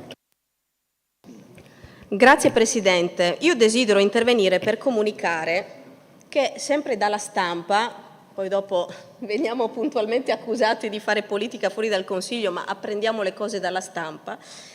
Lo scorso venerdì, il 27 giugno, il Comune di Portogruaro ha partecipato all'Assemblea dei Soci di Veritas per l'approvazione del bilancio 2024. Non so se in quell'occasione è partecipato il Sindaco o un suo delegato.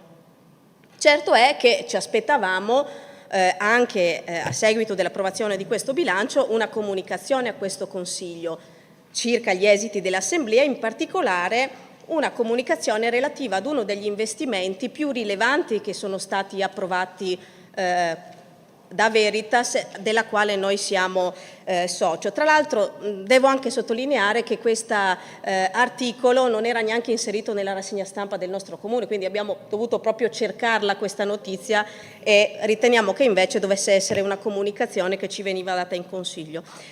L'investimento al quale faccio riferimento è l'acquisto da parte di Veritas di un oleodotto che collega Porto Marghera al nostro comune di Portogruaro e in particolare all'area ex Centataglio, che penso tutti conosceranno, almeno qualcuno di noi la conosce bene. Si tratta di un oleodotto quindi di un tubo che parte da Portogruaro e arriva a Porto Marghera, che non è mai stato utilizzato come mai è stato utilizzato tutta l'area Eni a suo tempo, e che questo oleodotto verrà riconvertito al trasporto di acqua. Allora, io ho letto questa notizia con particolare interesse e credo che il sindaco ci debba informare rispetto a questo investimento, al suo ovviamente profilo economico, quali sono le prospettive e anche gli eventuali vantaggi per la comunità portogruarese, cosa potrebbe cambiare in futuro anche rispetto al servizio idrico grazie a questo investimento, che sicuramente è di una portata rilevante e che penso, non lo so perché non ho partecipato alla discussione in Veritas, possa portare anche delle novità rispetto alla distribuzione dell'acqua nel nostro territorio anche cittadino. Quindi io comunico a questo Consiglio, non so quanti lo sapessero, di questo investimento che riguarda il nostro territorio e sul quale credo questo Consiglio debba essere assolutamente informato e che non debba apprenderlo dalla stampa. Grazie. Grazie consigliera Moretto. Ci sono altre comunicazioni in merito? Prego. Sì. No, bene, se ci sono altri prima. Se mi date la possibilità di parlare. Bene. Sì. Certo. Non c'è un ordine nelle comunicazioni. Prego, signor Sindaco, a lei la parola. Molto veloce il consigliere Geronazzo a prendere subito la parola, quindi non c'è un ordine nelle comunicazioni. Allora, per quanto riguarda le comunicazioni, allora, primo, informo i signori consiglieri comunali che nelle scorse settimane l'organico del Commissariato di Pubblica Sicurezza di Portogruaro è stato rafforzato grazie all'arrivo di 6 nuovi agenti. A questi, dopo l'estate, se ne aggiungeranno ulteriori altri 4, consentendo in questo modo, oltre alla sostituzione del personale che andrà in pensione, un effettivo potenziamento della struttura. Siamo tutti concordi ovviamente nel riconoscere l'importanza che il commissariato riveste per la nostra città e per tutto il territorio del portoguarese, essendo un punto di riferimento per la sicurezza assieme all'Arca dei Carabinieri e agli altri comandi di polizia. Tutto questo avviene sicuramente in un lavoro di concertazione e collaborazione con la Prefettura, in particolare con la Questura di Venezia, che ringrazio per l'attenzione e l'ascolto che ci hanno prestato. Seconda comunicazione. Allora, a seguito delle dimissioni del consigliere generale Fondazione Venezia, dottor Gabriele Gianbruno, per l'incompatibilità con la carica ricoperta a seguito di incarico del Presidente del Collegio di Revisori dei Conti del Comune di Venezia, dopo la sua comunicazione avuta col protocollo 21347 del 12 maggio 25, il Comune ha emesso un avviso pubblico per le manifestazioni di interesse per la designazione di un consigliere generale Fondazione Venezia. Allo scadere della presentazione della richiesta di candidatura, valutati i 3 curricula pervenuti, con decreto sindacale è stato designato come rappresentante del Comune di Portogruaro il dottor Andrea Martin, in continuità con le competenze del consigliere dimissionario. Il succitato decreto è trasmesso alla Fondazione, la quale deve ancora provvedere alla nomina. Noi l'abbiamo solo designato. Fa parte del Consiglio Generale. Terza comunicazione. Era questa, se mi dava il tempo, la comunicazione riguarda appunto l'assemblea di Veritas. In realtà l'assemblea di Veritas sono una serie di assemblee che si sono svolte in questo periodo e culmineranno in Consiglio Comunale con una delibera del Consiglio nel quale si prenderà atto del processo di fusione di ASVO in Veritas. Tutti questi passaggi sono passaggi finali di un percorso iniziato più di 10 anni fa e a tal proposito ho già avuto in occasione poi della delibera del Consiglio adesione, vi annuncio, della presenza in questo Consiglio, qualora i consiglieri capigruppo fossero d'accordo, del Presidente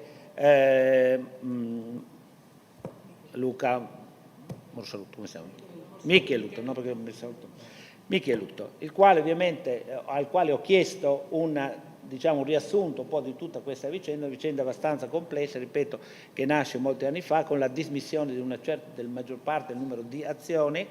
Vi posso anticipare che in queste assemblee è stato fissato il valore attraverso un fatto peritale di entrambe, del Veritas di ASVO, delle azioni, e quindi della decisione di rimettere ai soci di ASVO il 50% in denaro e il 50% in azioni Veritas, per un ammontare di circa 1.370.000 euro.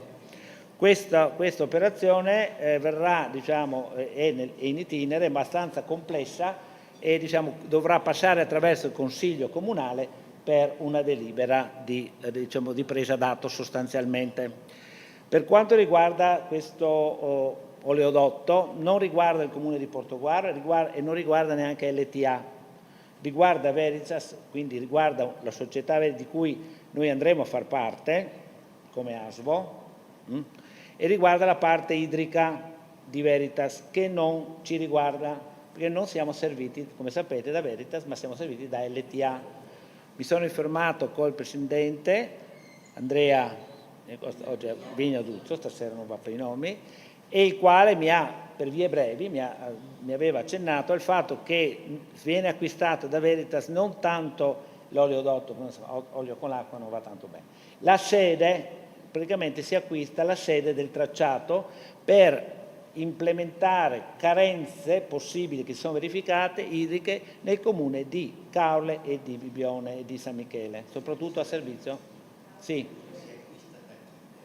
Veritas lo acquista, non so dirti da chi, perché non è un'operazione che ci riguarda, non mi sono interessato a questo. È una società da Leni, Rewin probabilmente, sì, oleodotto sarà da Leni. Però questa è un'operazione, ripeto, che non riguarda il Comune di Portogruaro, riguarda Veritas in questa parte idrica, quindi sono notizie. Allora, la sede bisogna vedere se passa sul nostro territorio, perché viene da Marghera, da Mestre, e arriva a Caorle. Non so se passa per il Comune del Porto, non lo so, non credo, tra l'altro. Comunque loro sono proprietari di una sedime, di una sede, e mi è stato detto che viene praticamente sostituito questo tubo con i tubi eventualmente, ma è un'operazione ipotetica che rimane lì. Per quanto riguarda il discorso in generale di queste operazioni, chiedeva prima della tassa di soggiorno. La tassa di soggiorno è nata, questa non è una dichiarazione mia, è una telefonata da parte di un giornalista, il quale mi ha chiesto se eravamo d'accordo di mettere una tassa di soggiorno come fa la Riviera del Brenta, come una fondazione che nasce in Riviera del Brenta, dove è ipotizzato, si parla tutti di ipotesi, una chiacchierata per telefono, dopo ovviamente il giornalista la trasforma, ed è come tale, ve la riporto. In Riviera del Brenta è nata, o sembra che sia nata, una fondazione che vuole gestire queste risorse del turismo attraverso la tassa di soggiorno per scopi, non conosco questa fondazione, non so cosa ne farebbero. Noi abbiamo ragionato, e solo ragionato in giunta, per questo che non c'è ancora niente di fatto, nell'ambito dello sviluppo del turismo, anche della possibilità di applicare una tassa di soggiorno. Per far questo però siamo in una fase ancora di studio delle unità ricettive e di eventuali introiti in questo senso. È chiaro, la tassa di soggiorno viene applicata ovviamente in tanti comuni, anche il nostro comune è un comune parzialmente turistico, potrebbe essere, e comunque va a ristorare sicuramente lo scopo che è il turismo, ma anche sono i servizi. Quindi eventualmente ne riparleremo più avanti, perché è ancora in fase di ragionamento. Grazie. Grazie signor Sindaco. Altri interventi come comunicazioni? Prego, consigliere Bertoncello. Potrebbe informare il Consiglio, oltre alla nomina del dottor Martin, quale membro designato del Comune di Portogruaro a far parte del Consiglio Generale della Fondazione Venezia? Perché a me pare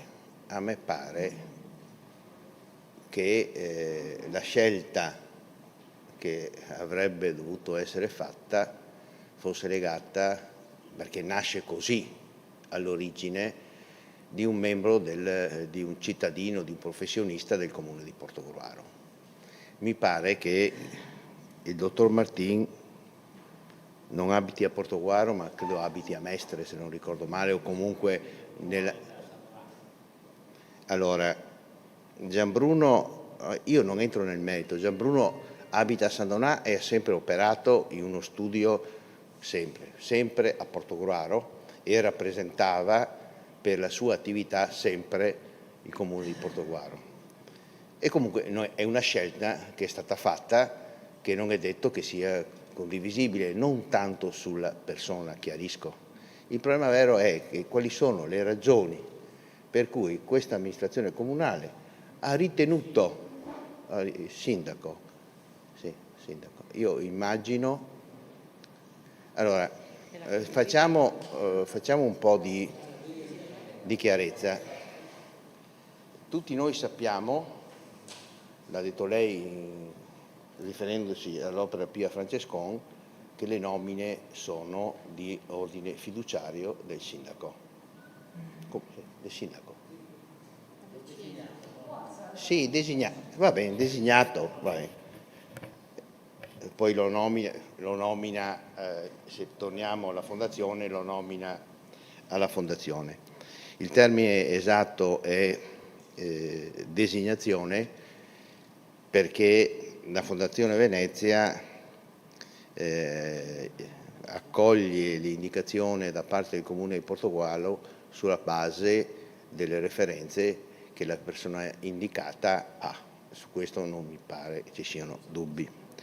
Io mi riferivo al fatto che lei ha sottolineato che la designazione l'ha fatta il sindaco. Io credo di non dire cose nuove, nel senso che in una coalizione normalmente queste indicazioni, che sono di competenza del sindaco, cerca di condividerle con la maggioranza o perlomeno con la giunta. È sempre stato fatto così. Poi le regole sì. C'è qualcosa di strano che ho detto? No, chiedo scusa. Ma lei, io volevo intervenire ricordando sempre i 3 minuti, se riesce. Allora, ma io vorrei capire, voglio dire, quali sono stati i criteri e il curriculum che ha il sindaco designato o indicato alla Fondazione Venezia il dottor Martin. I criteri con i quali ho scelto il dottor Martin sono il fatto di una continuità per competenze del consigliere uscente. Avendo ricevuto un consigliere che fa l'avvocato, un consigliere che fa l'ingegnere, un consigliere che fa un consulente economico, e Gianbruno era un consulente di tipo finanziario, economico, commercialista, ho seguito queste indicazioni di competenza.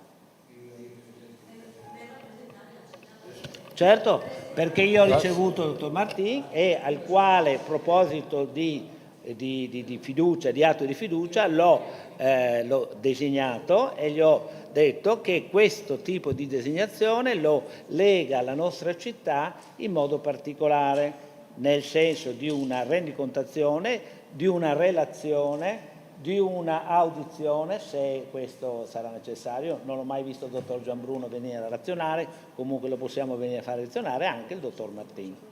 Va bene? Grazie, signor Sindaco. Scusi, signor Presidente, allora, mi permetto di dire una cosa. In super deroga, questa. Mi permetto di dire, io non sono assolutamente soddisfatto delle ragioni che ha esposto il sindaco, che non sono tutte,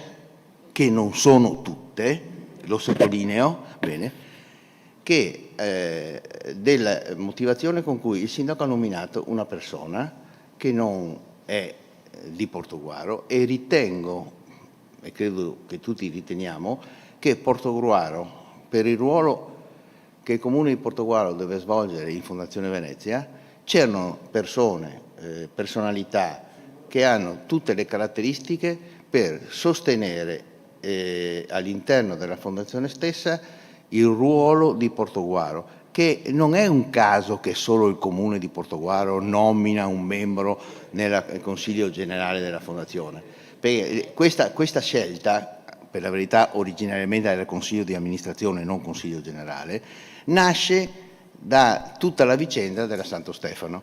Con questa procedura lei interrompe una procedura che si è sempre attivata e che questa nomina non, a me pare, voglio dire, che nasca da altre ragioni, che avremo modo di ragionare con più calma e in qualche altra occasione, signor Sindaco. E lo guardo. Bravo. Lei ha già intervenuto e anche sforato i tempi. No, Quindi volevo solo capire. No. Questa osservazione la sta facendo l'ex presidente della fondazione, attuale vicepresidente, mi sembra. Cioè, mi sembra comunque abbastanza grave il ragionamento. Bene, grazie, le comunicazioni sono terminate, quindi io passo al punto 2. Il punto 2 che ratifica deliberazione della Giunta Comunale numero... Sì, prego, consigliere Moretti.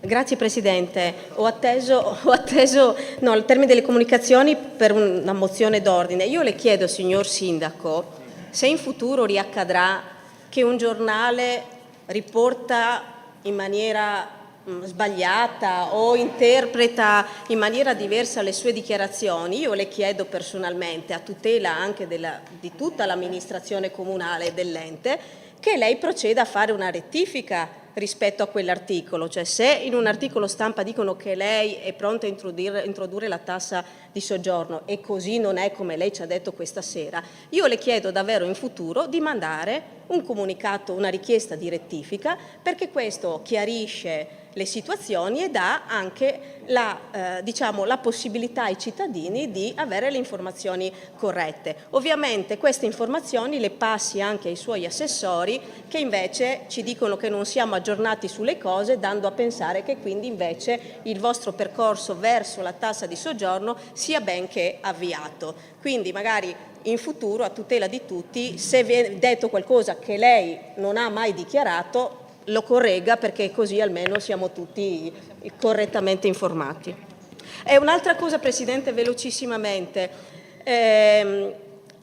Ho visto che è stato rimediata la cosa, ma diciamo nei giorni scorsi era successo, come già il consigliere Bertoncello aveva già dichiarato in diverse occasioni, che alcuni atti vengono caricati nell'albo pretorio senza allegato. Personalmente segnalato un fatto ed è stato prontamente integrato. Al contrario, però, desidero segnalarvi che alle volte invece si eccede nella pubblicazione dei documenti nell'albo pretorio e che tutt'oggi all'albo pretorio sono pubblicati i nomi, i cognomi, gli indirizzi e l'IBAN di 2 cittadini alle quali si deve rimborsare delle sanzioni erroneamente incassate. Quindi magari cerchiamo di stare attenti su quello che va pubblicato e quello che invece magari non è opportuno pubblicare. Grazie.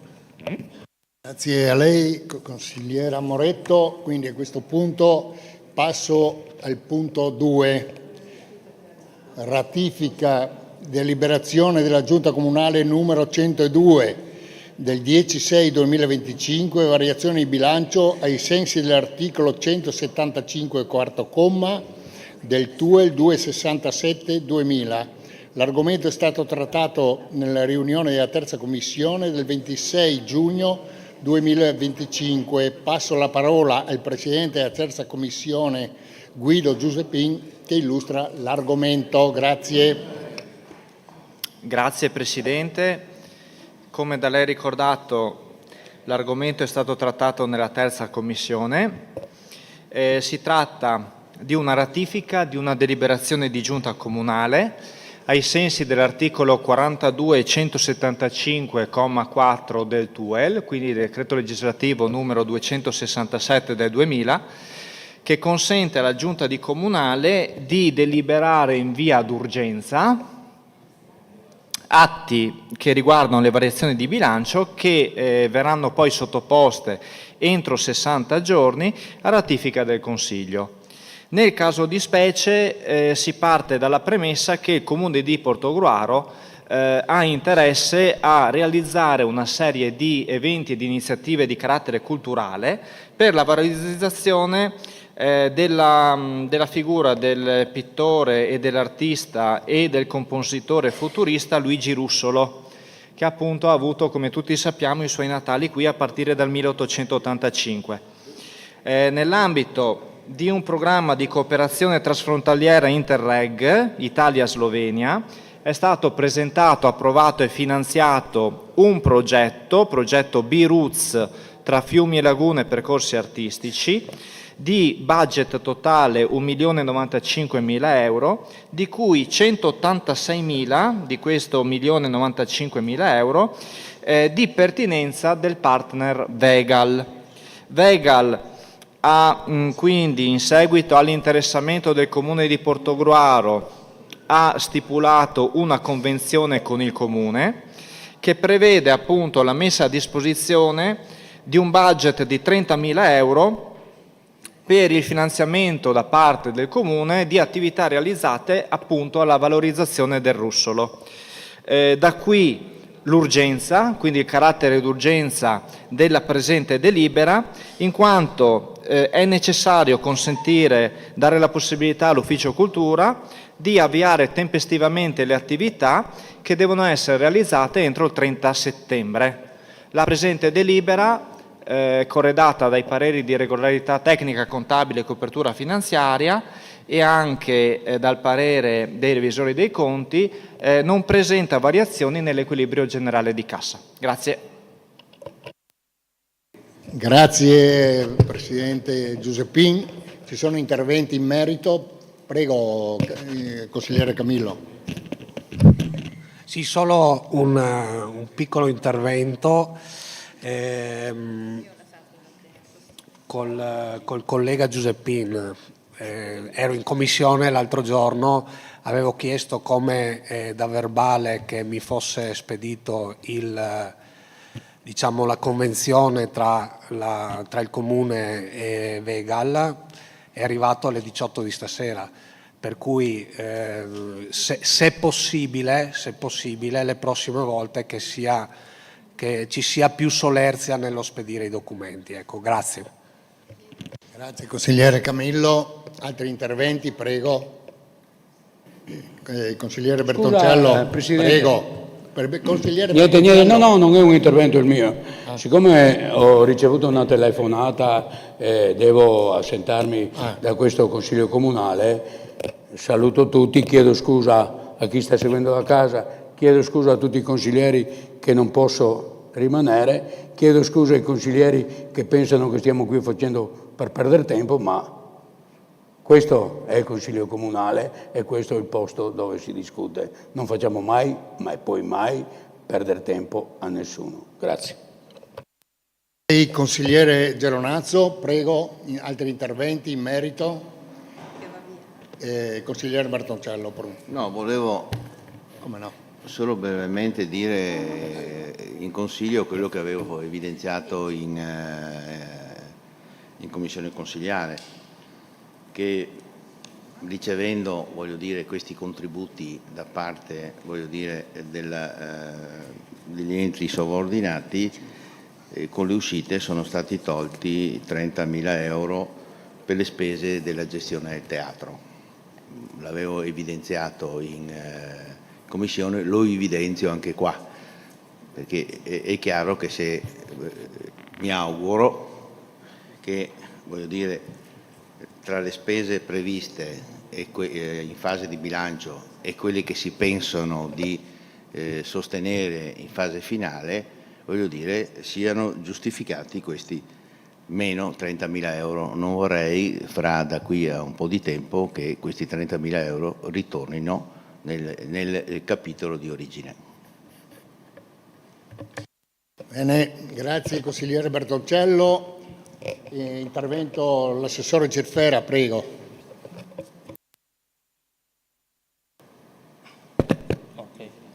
Buonasera a tutti, ai consiglieri, a chi ci sta seguendo adesso da casa e a tutti i membri della Giunta Comunale.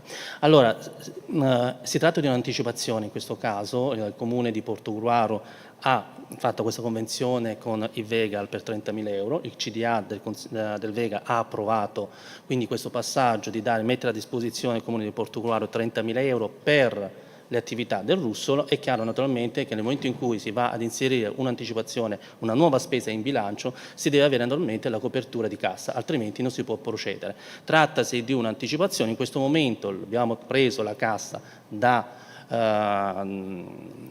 teatro, per dire, ma naturalmente essendo questa una partita di giro a rendicontazione, le stesse somme, così come saranno tolte in questo punto dal punto di vista della cassa, saranno messe a posto appena saranno rendicontate, e si tratta sempre dei 30.000 euro, perché abbiamo un'entrata di 30.000 e un'uscita sia per quanto riguarda di cassa e sia anche per quanto riguarda un'attività specificatamente targata Russolo per i suoi 140° anno dalla nascita. Grazie assessore Cerfera. Ci sono altri interventi? Consigliere Moretto, prego. Sì, grazie Presidente. Io devo dire che la cosa è passata un po' così in sordina, anche perché il consigliere Camillo l'ha posta con estrema cortesia. Però io ritengo che il fatto che in una commissione si chiedano dei documenti che sono del tutto attinenti e che anzi vengono citati nella delibera e che questi vengano consegnati 3/4 d'ora prima del Consiglio Comunale non sia una procedura consona, ma che soprattutto non sia una procedura che consente ai consiglieri, come ho già detto altre volte, che vogliono approfondire le cose, leggerle, valutare per eventualmente anche, come è già capitato, votare a favore di alcuni punti. Questo non ci è consentito. Personalmente il consigliere Camillo era in giro e stava arrivando dal lavoro, io idem e altri, quindi noi quel documento non siamo stati messi nelle condizioni di vederlo. Siccome prima ci viene detto che avremmo dovuto mandare le domande prima, che dovremmo fare le cose con largo anticipo, credo che forse chi dovrebbe preoccuparsi dei tempi e chi dovrebbe garantire il corretto funzionamento e l'esercizio del ruolo dei consiglieri comunali. Quindi io, alla luce di quanto accaduto, vado già in dichiarazione di voto, spero di non anticipare così, io dichiaro che il nostro gruppo non parteciperà al voto di questo punto perché non è stato messo nelle condizioni di avere la documentazione in tempo utile per poter esprimere un proprio parere, e credo che questo, Presidente, sia una cosa di cui lei si debba personalmente fare carico. Grazie consigliere Moretto. Prego. Consigliere Reghini, prego. Sì, per dichiarazione di voto. Ovviamente mi accodo, perché chiedendo solerzia bisogna dare solerzia, e la maggior parte delle volte in questa solerzia tante volte noi non la riceviamo, per cui siamo anche noi come gruppo non siamo nelle condizioni di poter esprimere un voto e non parteciperemo al voto di questa delibera. Bene, grazie consigliere Reghini. Visto che non ci sono altri interventi, allora pongo in votazione la presente deliberazione con voti palesemente espressa per alzata in mano. Favorevoli? Quindi 11. Contrari? Nessuno. Che non hanno partecipato al voto mi sembra 5, giusto? Bene. 5 non hanno presentato il voto. Bene, passo al punto numero 3, ratifica deliberazione aggiunta comunale numero 103 del 17/6/25, variazione di bilancio ai sensi dell'articolo 175 quarto comma del TUEL 267/2025. L'argomento è stato trattato nella riunione della terza commissione il 26 giugno 2025, quindi passo la parola al Presidente della terza commissione Guido Giuseppin per illustrare l'argomento. Prego. Grazie Presidente. Anche in questo caso siamo di fronte ad una ratifica di deliberazione di Giunta sempre ai sensi dell'articolo 42 e 175 del TUEL. Il carattere d'urgenza deriva dalla necessità di adeguare stanziamenti sia in entrata che in uscita, sia in termini di competenza che di cassa, per quanto riguarda gli incentivi tecnici ai dipendenti, in applicazione sia del decreto legislativo 50/2016 che del nuovo codice dei contratti 36/2023. Il carattere d'urgenza è perché nel corso dell'anno è prevista la conclusione di interventi che sono soggetti a rendicontazione, in primo luogo quelli inerenti al PNRR, e la chiusura di tale posizioni è subordinata appunto all'erogazione degli incentivi tecnici. Urge quindi dar seguito a quella che è la sottoscrizione della contrattazione integrativa, in quanto solo la conclusione di questo iter permette all'ente, al Comune di Portogruaro, di introitare le somme già anticipate per queste partite. Grazie. Grazie Presidente Giuseppin. Ci sono interventi in merito? Prego, consigliere Bertoncello. Sì, io solo per dire che non ravviso anche rispetto all'intervento, fermo stando che siamo d'accordo almeno, voglio dire, non ho ravvisato la necessità di una delibera di giunta con ratifica da parte del Consiglio, anche per le ragioni che ha detto lei, poteva venire direttamente in Consiglio a prescindere, l'ho già detto anche in Commissione, la deliberazione di giunta con i poteri del Consiglio sono di straordinaria e di urgenza che noi non ravvisiamo in la necessità in questo momento. Comunque noi su questo siamo favorevoli, ma era opportuno che arrivasse direttamente in Consiglio. Grazie consigliere Bertoncello. Altri interventi, prego. Prego. Ci sono interventi o andiamo in votazione? Sì? Ah no, scusa. No, vabbè, allora visto che non ci sono altri interventi, io pongo la presente deliberazione con voti palesemente espressa per alzata di mano. Chi è favorevole? Sempre 11. Contrari? No. Erano là che alzavano la mano all'entrata. Allora chi è favorevole? Tutti all'unanimità, punto. Contrari 0, astenuti 0. Prego. Punto 4. Approvazione di variazioni di bilancio con applicazione dell'avanzo vincolato. L'argomento è stato trattato nella riunione della terza commissione del 26 giugno 2025. Passo la parola al Presidente della terza commissione, Guido Giuseppin, per illustrare l'argomento. Grazie. Grazie Presidente. Questa variazione di bilancio è con applicazione di avanzo vincolato, in particolar modo si compone sostanzialmente di 5 punti, però la stragrande maggioranza delle poste riguardano i servizi sociali che hanno effettuato la ricognizione degli importi confluiti in avanzo vincolato e hanno chiesto l'erogazione in ambiti definendo anche il relativo importo di cassa. In particolare si tratta di fondi che il Comune di Portogruaro riceve in qualità di comune capofila dell'ambito territoriale sociale, quindi per una serie di attività che riguardano tutti e 21 i comuni dell'ambito all'interno di una programmazione definita dall'attività della conferenza dei sindaci per l'ATS. Si tratta sia di contributi statali, come contributi annui statali tra i comuni appunto dell'ATS e soprattutto altre poste sono riferite ai contributi di fondo povertà di diverse annualità tra il 19 e il 23. In più, sempre nell'ambito dei servizi sociali, c'è una variazione di esigibilità che dall'esercizio 26 passa all'esercizio 25 per 90.000 euro, riferita a tirocini di inclusione sociale. Un altro macro punto riguarda invece i sistemi informativi, quindi l'applicazione di avanzo vincolato come importi residui da finanziamenti PNRR per la digitalizzazione dell'ente.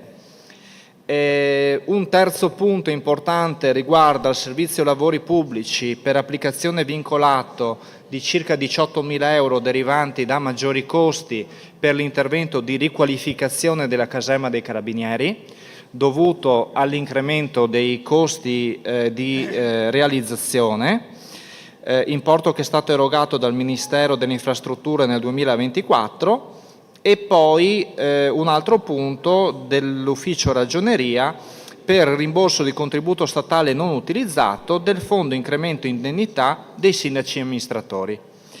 Di tutte queste misure, in buona sostanza, abbiamo ricevuto i giorni scorsi anche il parere favorevole dei revisori dei conti, in cui viene sottolineato anche il fatto che non c'è una sostanziale variazione di quelli che sono gli equilibri di cassa, in quanto le maggiori esigenze sono compensate da riduzioni in altri capitoli di bilancio.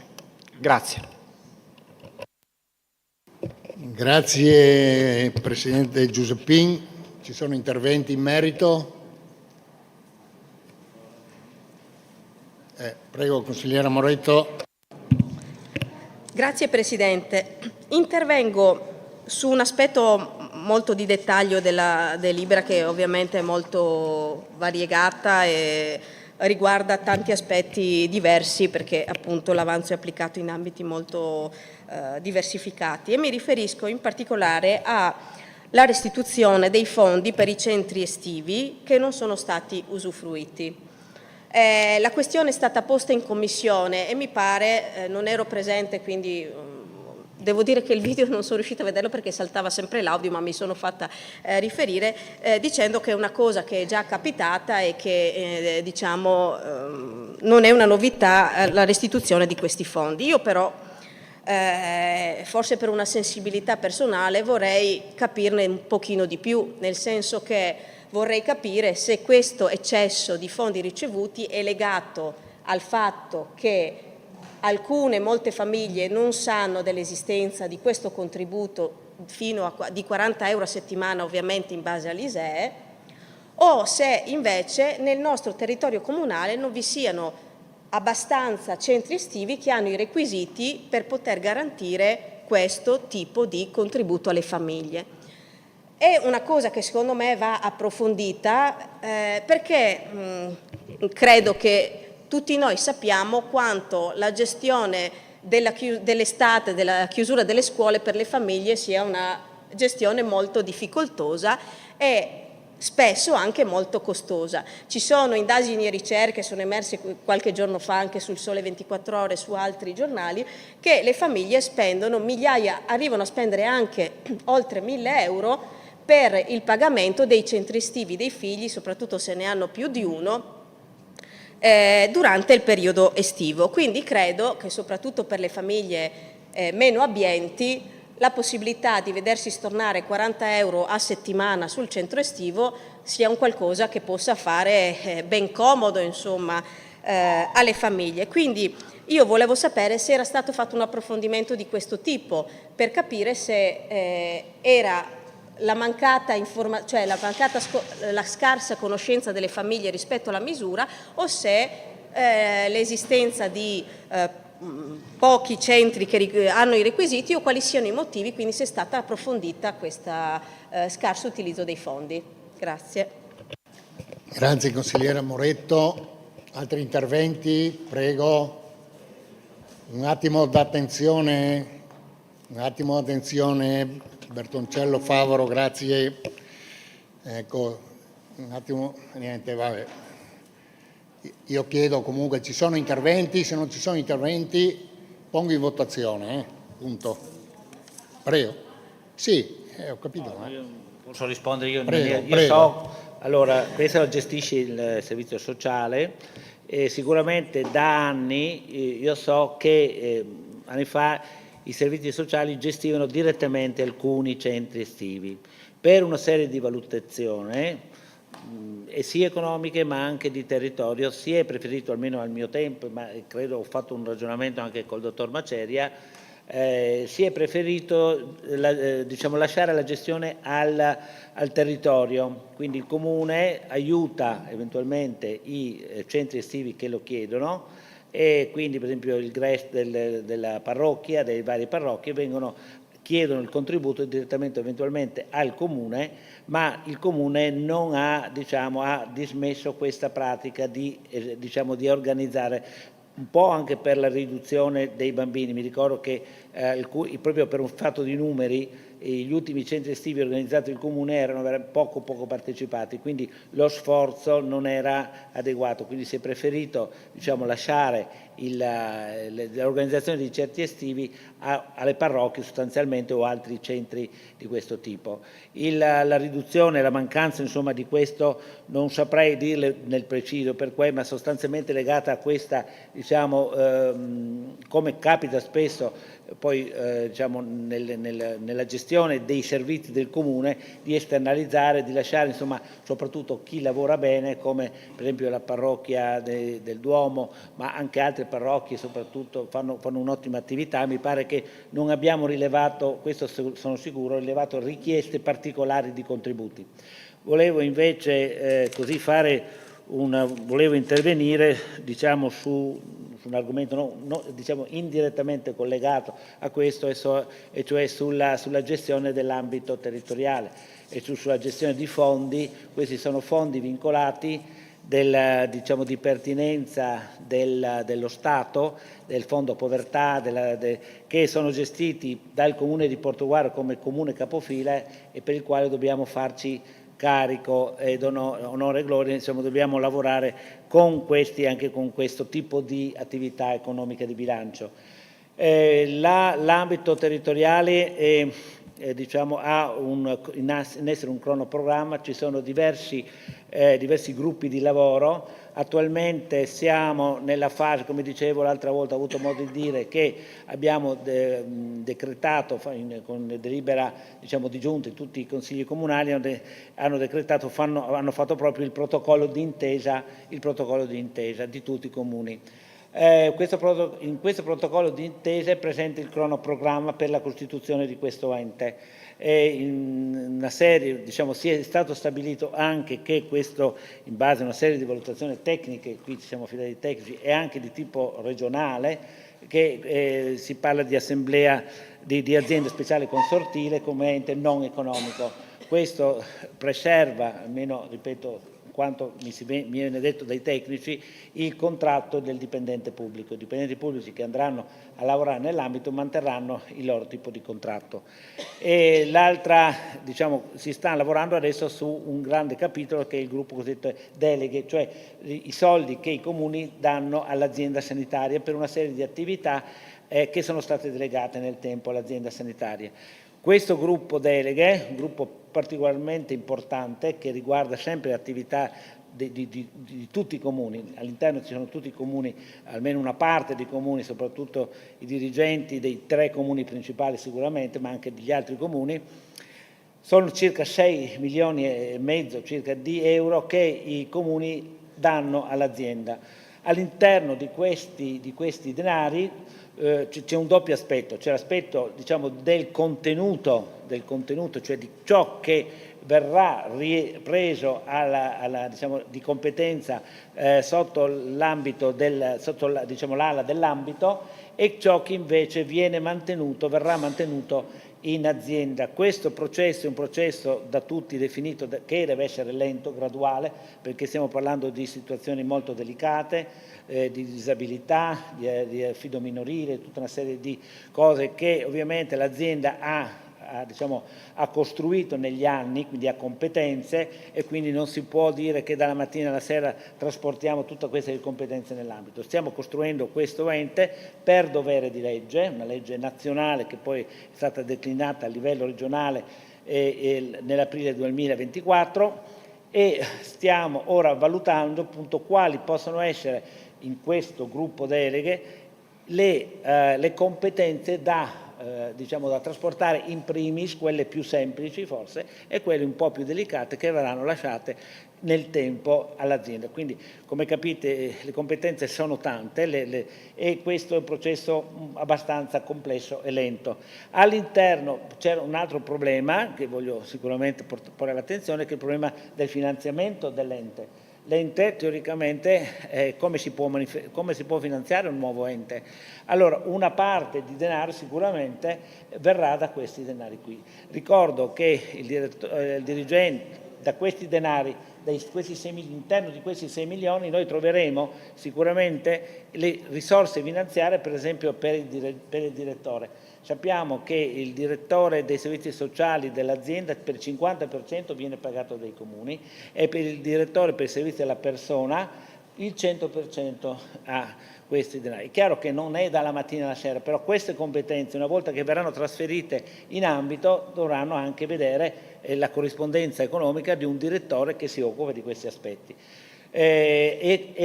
Più ci sono dei denari, circa dai 50, ma quest'anno saranno 90.000 euro, che sono destinati dalla Regione proprio per l'avvio dell'ambito.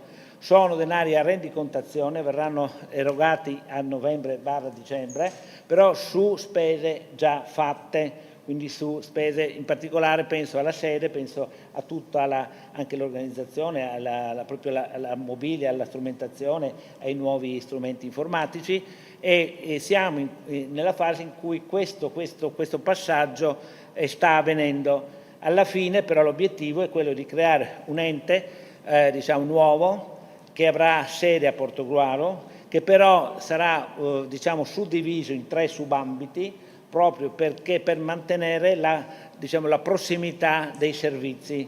Quindi all'interno della nostra, sapete che l'ambito ha la stessa area di giurisdizione dell'azienda, avrà come organo politico di controllo il comitato dei sindaci, che corrisponde alla conferenza sostanzialmente, ma che interverrà con questo nome diverso, e speriamo che alla fine, aprile 26, questo ente possa partire definitivamente. Certamente non con tutte le competenze, come dicevamo, perché in seguito anche all'incontro che c'è stato in conferenza con i consiglieri regionali Lanzarin del sociosanitario e Calzavara del bilancio, questi argomenti sono stati affrontati, sono ben presenti.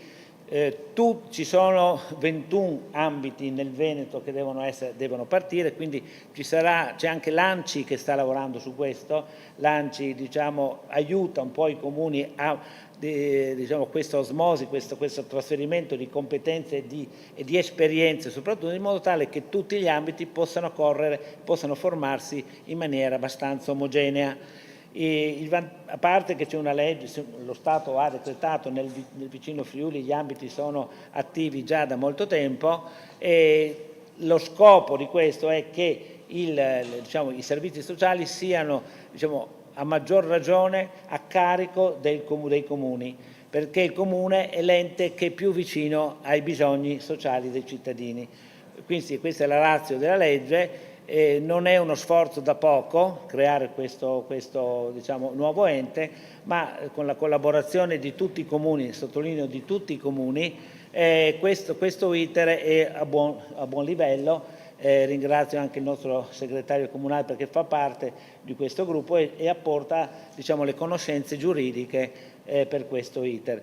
Questo è uno degli aspetti tecnici, questa delibera è uno degli aspetti tecnici di trasferimenti di denaro. Sì. Grazie signor Sindaco, prego la parola. La sede a Portogruaro, adesso noi abbiamo, come ho forse già detto, in conferenza valuteremo il fatto di avere una sede a Portogruaro, Non abbiamo una sede purtroppo noi da disporre, comunque sarebbe a titolo oneroso, deve essere, perché ovviamente sono di tutti. Noi abbiamo fatto un avviso pubblico, abbiamo individuato anche eventualmente una sede possibile, si tratta di condividerla con i 21 comuni, di proporla. La copertura economica l'abbiamo trovata in questi denari appunto che dà la Regione, e si spera di partire così. Portogruaro, ripeto, non è una questione solo di vanto, ma Portogruaro storicamente non ha la sede dell'azienda, e questo quando furono fuse le due aziende 14 e 15 si decide, qui il consigliere lo sa bene, il consigliere Bertoncello, si decide che l'azienda andava a San Donà e la conferenza dei sindaci a Portogruaro, e quindi su questo noi stiamo lavorando e diciamo, non è che ci siano delle piccole resistenze, però ci sono ovviamente, ma non deve essere visto come un fatto di campanilismo, però è un fatto di giustizia politica, insomma.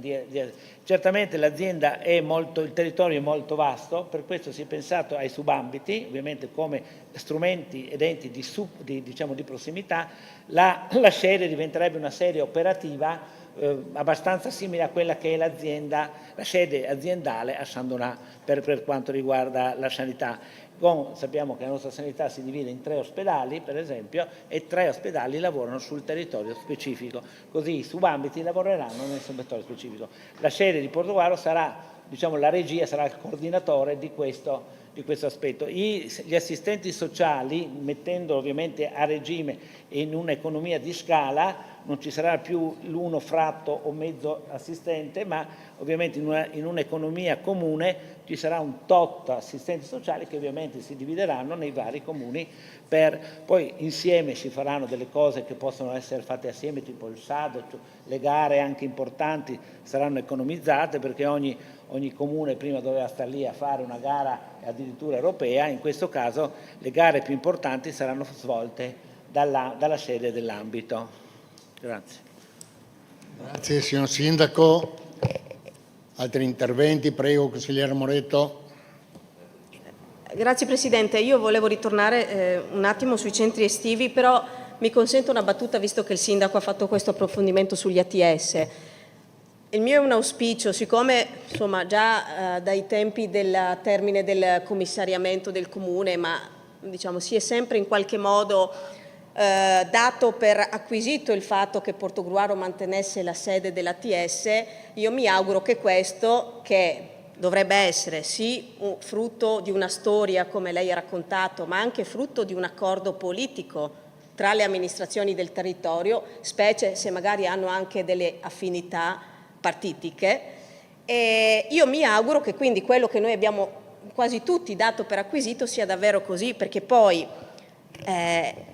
invece leggere, sapere già, ma poi leggere sui verbali della conferenza dei sindaci che mentre Portogruaro fa la sua proposta di sede presso la città dell'Emene con un costo anno di 40.000, subito prontamente San Donà faccia presente che invece ha una sede immediatamente disponibile e gratuita, personalmente mi preoccupa, nel senso che e anche mi fa pensare che quindi in realtà questo accordo politico che stava alla base del fatto che giustamente la sede rimanesse a Portogruaro non sia concluso.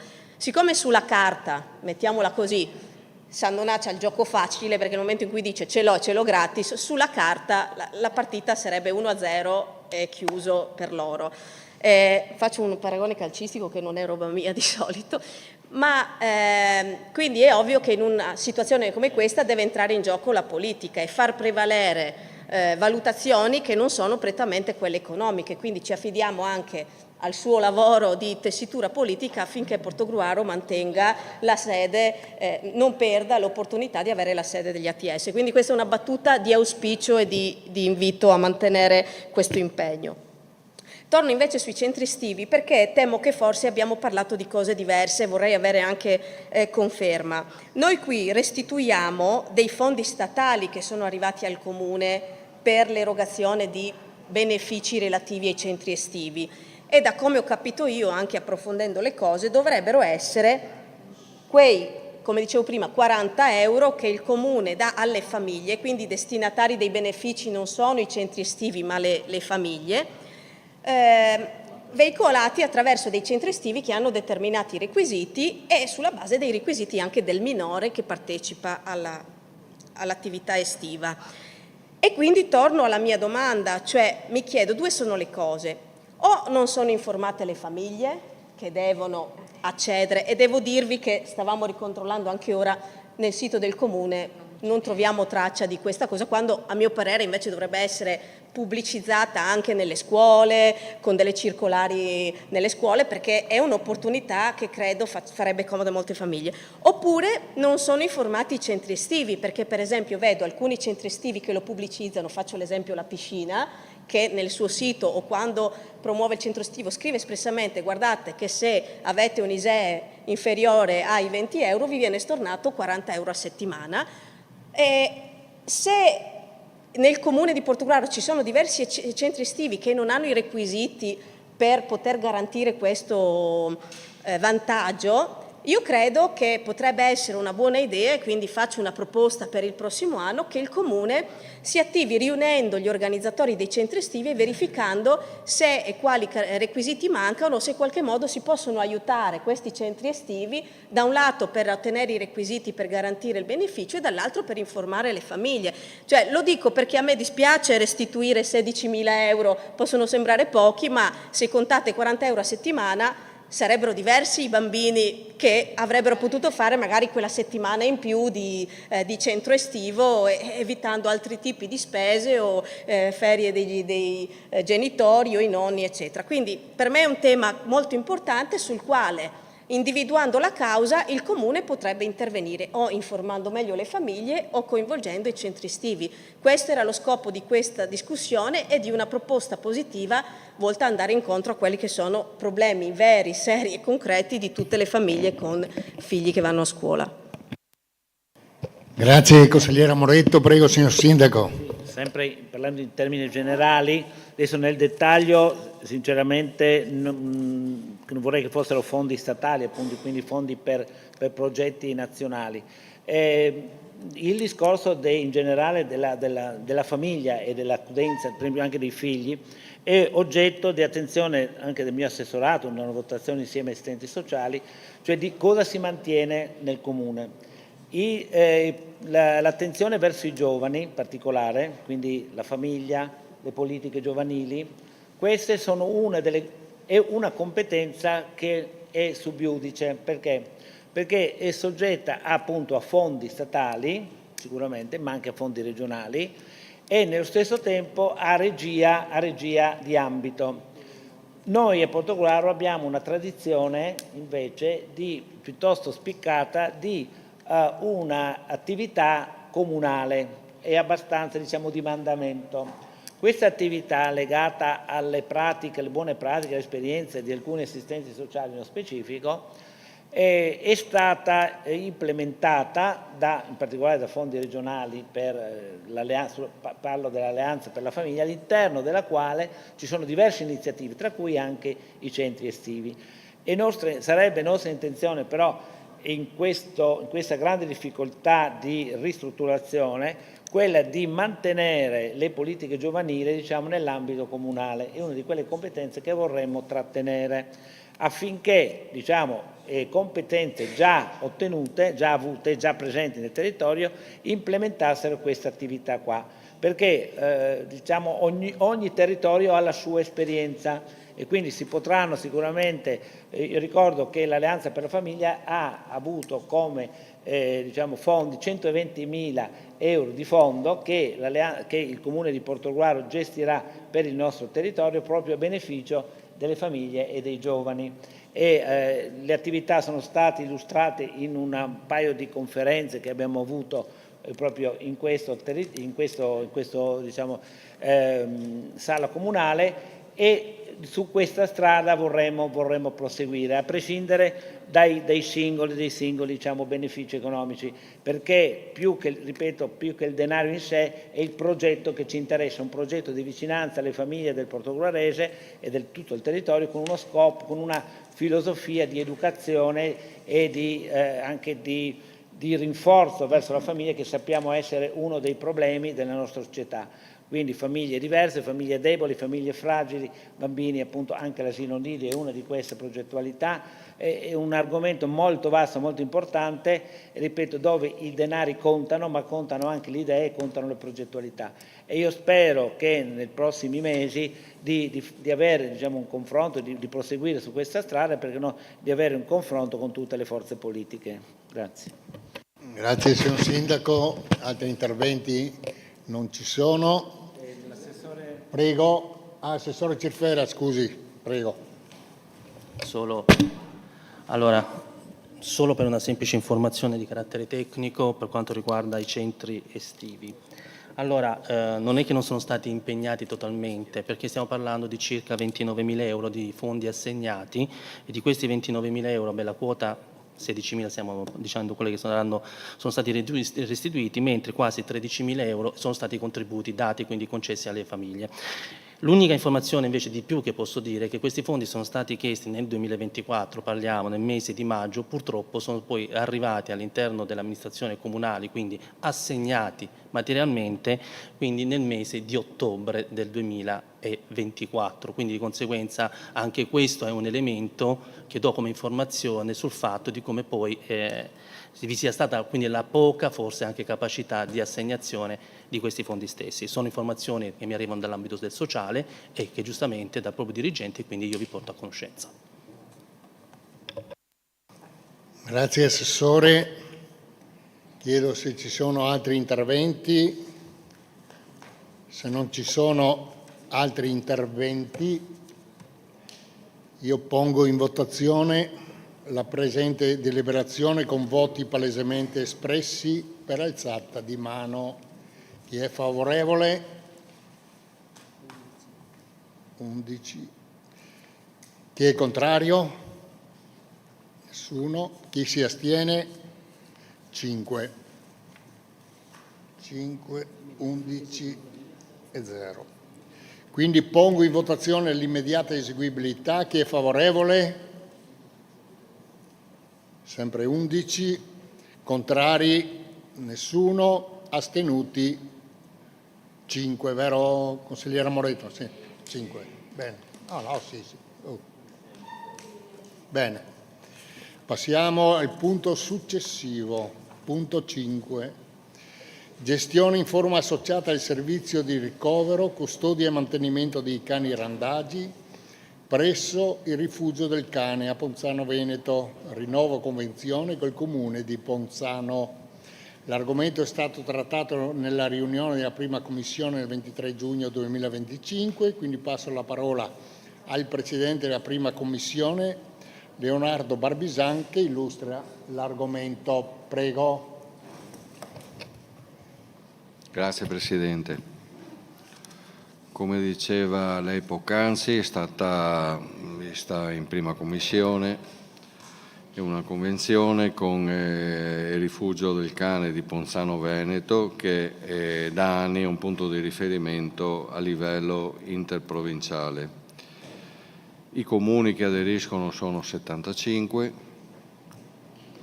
il comune di Portogruaro ne fa parte, è una competenza sanitaria che appartiene alle ASL 1, 2, 3 e 4, e questa convenzione che andremo noi a votare ha la durata di 3 anni a partire dal mese di luglio, dall'1/7/25 al 36/28.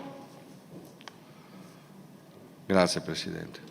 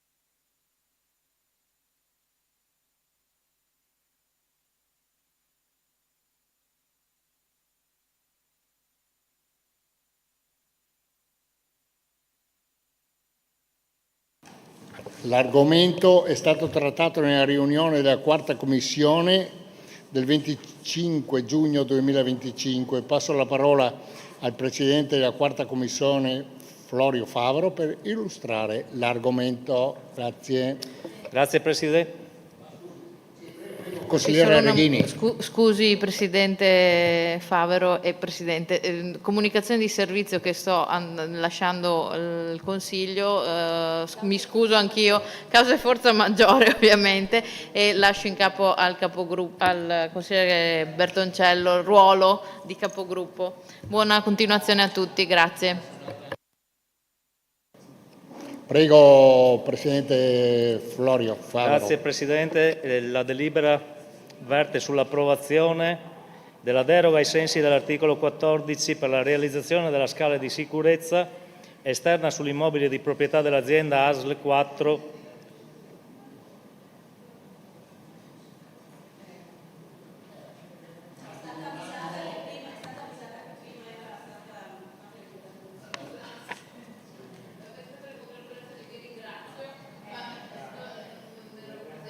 Congratulazioni vivissime da parte di tutti noi.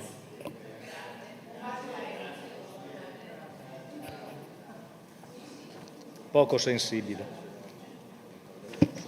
Un attimo di attenzione a tutti quanti, perché sta parlando il Presidente Favaro Florio. Punto. È fondamentale questo punto. Dicevo, realizzazione della scala di sicurezza esterna sull'immobile di proprietà dell'azienda AS 4 Veneto Orientale in via Zappetti, fabbricato denominato ex silo. Questa è una scala che l'azienda propone per questioni di sicurezza, per far sì che ci sia una porta di uscita per la sala di riunioni interna. Il progetto prevede una certa larghezza, questo determina una distanza dal confine, dalla distanza della strada minore dei 7,50 previsti dal piano regolatore, e quindi i 6,30 metri proposti possono essere approvati soltanto dal Consiglio Comunale.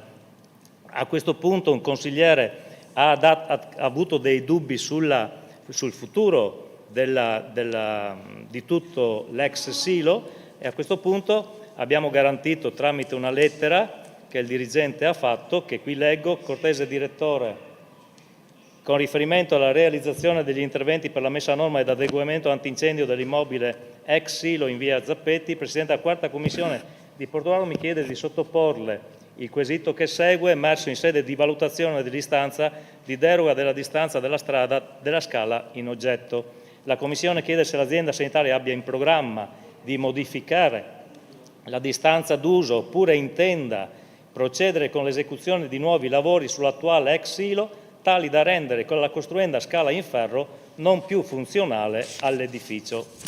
La risposta da parte dell'azienda AS4 a firma dell'ingegner Antonio Morrone risponde in maniera molto veloce. In riferimento al quesito posto nella vostra del 26/6/2025 si relaziona di seguito: l'azienda sanitaria non intende modificare la destinazione d'uso del fabbricato, che rimarrà sede delle attività sanitarie del distretto sociosanitario e del Dipartimento Prevenzione.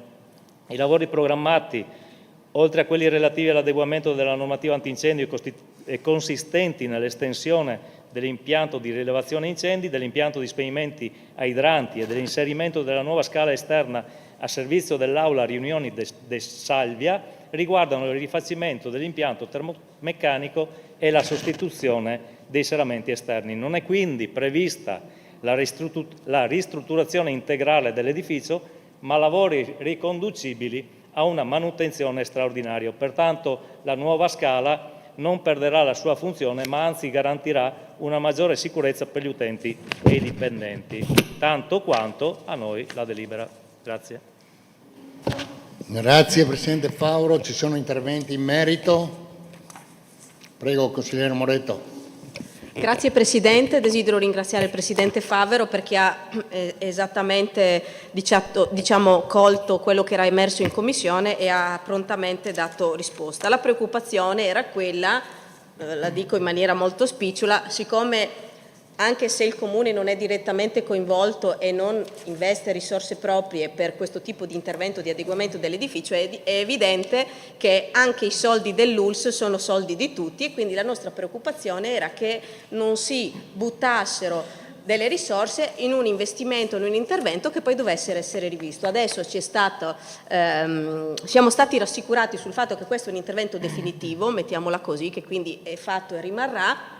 Ovviamente non entriamo nelle questioni tecniche che avranno visto i vigili del fuoco con l'ex silo, perché passando di fronte all'edificio si vede che c'è già una scala antincendio esterna che però arriva solo al penultimo piano, e quindi diciamo la domanda se fosse stato possibile adeguare quella è una domanda che sorge spontanea, immagino abbia delle risposte tecniche che no.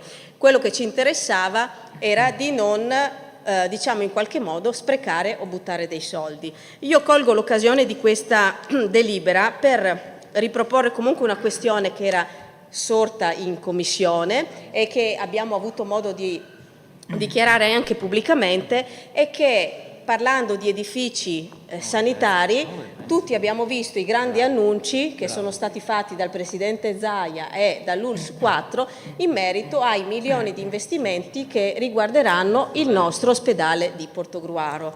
Anche in commissione lo abbiamo chiesto, ma questa sera desidero chiederlo direttamente al Sindaco, se il Comune ha ricevuto o ha in mano questo master plan di investimenti, perché personalmente noi non siamo organi di stampa, non siamo stati invitati alla conferenza stampa. Mi è stato riferito che in quella conferenza stampa sono state proiettate delle immagini, ma di fatto è stato annunciato un master plan di investimenti con anche un ordine di temporale degli interventi, annunciando che a Portogruaro verrà prima costruito un edificio nuovo di 5 piani in 2 fasi, prima i 3 piani poi gli ultimi 2, poi verranno demolite le 2 ali est e ovest del nostro ospedale. Ovviamente sono diverse i dettagli che ci interesserebbe conoscere, perché si sta parlando del nostro ospedale, dell'ospedale della nostra città, e quando si programmano degli investimenti e dei cambiamenti su un edificio così importante, credo sia giusto innanzitutto che il Comune abbia le carte in mano, perché non è che vengono a farci le cose a casa nostra senza che le sappiamo, ma soprattutto che questi documenti possono essere condivisi non tanto e non solo con i consiglieri comunali, ma anche con la città, perché ovviamente molti cittadini hanno letto queste notizie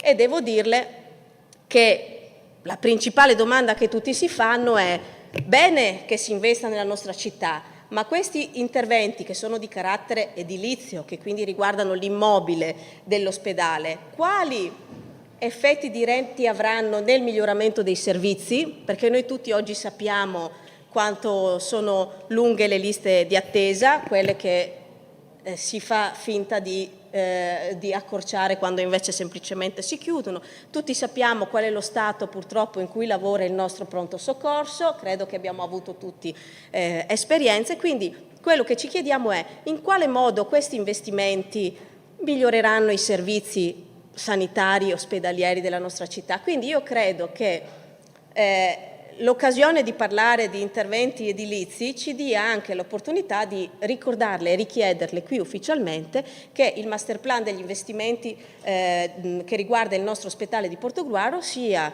oggetto di una discussione in commissione o in consiglio, nel quale si condividono i documenti che la Regione e l'ULSS hanno presentato qualche settimana fa a San Donà di Piave. Grazie consigliere Moretto, io però faccio presente che la richiesta era riferita alla scala antincendio dell'ex silos, però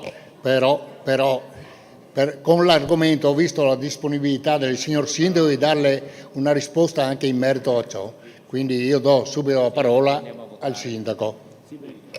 Beh, innanzitutto ringrazio la consigliera Moretto perché mi dà l'occasione per diciamo, parlare di un argomento che mi sta particolarmente a cuore, e cioè non solo la salvezza del nostro ospedale, ma l'implementazione e la rinascita del nostro ospedale. Il nostro ospedale doveva stando le voci insomma, di alcuni anni fa, doveva essere spostato, non chiuso, ma spostato in altra sede, e per quanto ci riguarda come coalizione l'abbiamo sempre difeso e abbiamo ritenuto che l'ospedale fosse un presidio di prossimità e quindi dovesse restare a Portogruaro, così come a San Donà, così come a Jesole. Questo modello di ospedali è stato premiato per quanto ci riguarda, cito semplicemente il punto nascite e anche la ginecologia che sta crescendo. L'altro giorno una mia amica insomma, ha partorito a Portogruaro, perché se no sarebbe andato a partorire all'ospedale San Giorgio di Pordenone. È stato chiuso per una serie di motivi che riguardano la sanità del Friuli ed è stata non solo soddisfatta ma molto contenta del tipo di accoglienza e di preparazione che c'è. Quindi ben vengano questi investimenti che sottintendono ad un'approvazione, ad una valutazione strategica della Regione Veneto sull'ospedale di Portogruaro, di San Donato e di Jesolo. Ci fa anche contenti il fatto che non ci sia più questa rivalità tra i tre centri, perché abbiamo la possibilità, attraverso probabilmente il turismo, questo sì, dobbiamo ammetterlo, perché il turismo ha favorito la permanenza intanto l'identità di questa azienda, 20 milioni di turisti provocano un grande introito all'azienda, e uno sforzo da adesso per esempio fino a ottobre l'azienda i 3 ospedali sono molto impegnati. Per quanto riguarda lo specifico, noi non abbiamo, almeno io personalmente, non ho ricevuto i dettagli di questa operazione, credo siano ancora nell'ipotesi master plan, e so che, come ha saputo lei, ci sono queste ipotesi di un edificio di degenza di 5 piani, una implementazione del pronto soccorso e un nuovo ingresso. Questo so. Ho chiesto, ovviamente ce l'aveva già detto il direttore generale, ma a maggior ragione gliel'ho chiesto ultimamente, ho detto cosa fate, dovrete venire. Allora il programma era quello di, dopo una presentazione così molto generale a San Donà, di venire nei 3 centri e di presentare nello specifico il progetto. Quindi il direttore generale mi ha promesso di venire ai primi di settembre e in una conferenza, vediamo insomma quale modalità, a presentare il progetto. Ripeto, il progetto che ricadute possa avere, quello è un problema di organizzazione e soprattutto di carenza di medici, perché questa è una realtà sulla quale non possiamo derogare, che riguarda tutta la sanità. Qui adesso non è il momento perché abbiamo un'altra delibera, però è un problema importante che ci impegnerà nei prossimi giorni e nei prossimi mesi e anni e io continuo a fare il medico di base. Grazie signor Sindaco. Interventi, prego consigliere Rodrigo. Grazie Presidente, buonasera a tutti. Sarò telegrafica. Apprezzo lo sforzo del Sindaco nel valutare positivamente gli interventi che vengono fatti rispetto agli ospedali del nostro territorio e in particolare all'ospedale di Portogruaro. Però servirebbe una maggiore chiarezza e trasparenza rispetto a quello che sta succedendo, perché dire che anche grazie al grossissimo afflusso di turismo viene concentrata una maggiore attenzione e vengono fatti grandissimi sforzi affinché gli ospedali come quello di Portogruaro, che sono vicini al litorale, funzionino bene, eccetera, vuol dire non conoscere bene qual è la situazione che sta vivendo adesso il pronto soccorso di Portogruaro, perché in questi giorni c'è il caos in pronto soccorso, quindi forse va benissimo concentrarsi sulla ristrutturazione e la riqualificazione delle strutture, ma prima di tutto bisognerebbe concentrarsi sulla ristrutturazione e la riqualificazione del sistema che funziona dentro a quelle strutture, perché i cittadini stanno vivendo un periodo di disagio estremo e glielo posso garantire perché personalmente l'ho vissuta, e ci sono persone che passano anche più di 24 ore al pronto soccorso senza neanche una bottiglietta d'acqua, ok? Bene, con i gradi che ci sono fuori, seduti in una carrozzina perché non c'è neanche la possibilità di farli stendere in un letto. Quindi adesso forse cercare di avere dei toni un po' più diciamo così, moderati rispetto all'entusiasmo sarebbe opportuno, soprattutto da parte del sindaco, che dovrebbe garantire la sicurezza anche dal punto di vista sanitario dei cittadini. Tra le varie, ammetto questa cosa che riguarda l'organizzazione sanitaria, ovviamente non riguarda il sindaco, e tra diciamo, i programmi è proprio quello dell'aumento del pronto soccorso. Concordo che la struttura del pronto soccorso è assolutamente insufficiente e non riguarda solo il pronto soccorso di Portogruaro. Benissimo, allora io in qualità di consigliere comunale, penso parlando anche a nome degli altri consiglieri di minoranza, la invito a sollecitare il direttore sanitario a venire a vedere cosa sta succedendo. Ecco. Prego, consigliere Camillo. Signor Sindaco, un altro piccolo invito, che senza aspettare l'illustrazione del master plan a settembre, ci sono molte persone che chiedono, e l'aveva già promesso l'ASL, l'installazione di una pensilina per lo scarico dei malati tra l'entrata diciamo, e la parte prima. Per cui se si potesse fare un po' di pressione, almeno questo, senza aspettare il dottor Filippi che ci illustri. Grazie. Grazie consigliere Camillo. Altri interventi? Vedo che non ci sono interventi e quindi io vado in votazione la proposta di deliberazione con voti palesemente espressa per alzata in mano. Favorevoli? All'unanimità. Quindi 0 contrari, 0 astenuti. Pongo quindi in votazione immediata eseguibilità. Chi è favorevole? Sempre unanimità. Quindi contrari 0, astenuti 0. Punto 7. Domande di attualità, interrogazione, interpellanza. Non sono pervenute domande di attualità, interrogazione, interpellanza. Quindi alle ore 21:49 dichiaro chiusa la seduta. Saluto il pubblico da casa. Grazie a tutti. Bravi. Bravo Tony, il number one. Grazie segretaria.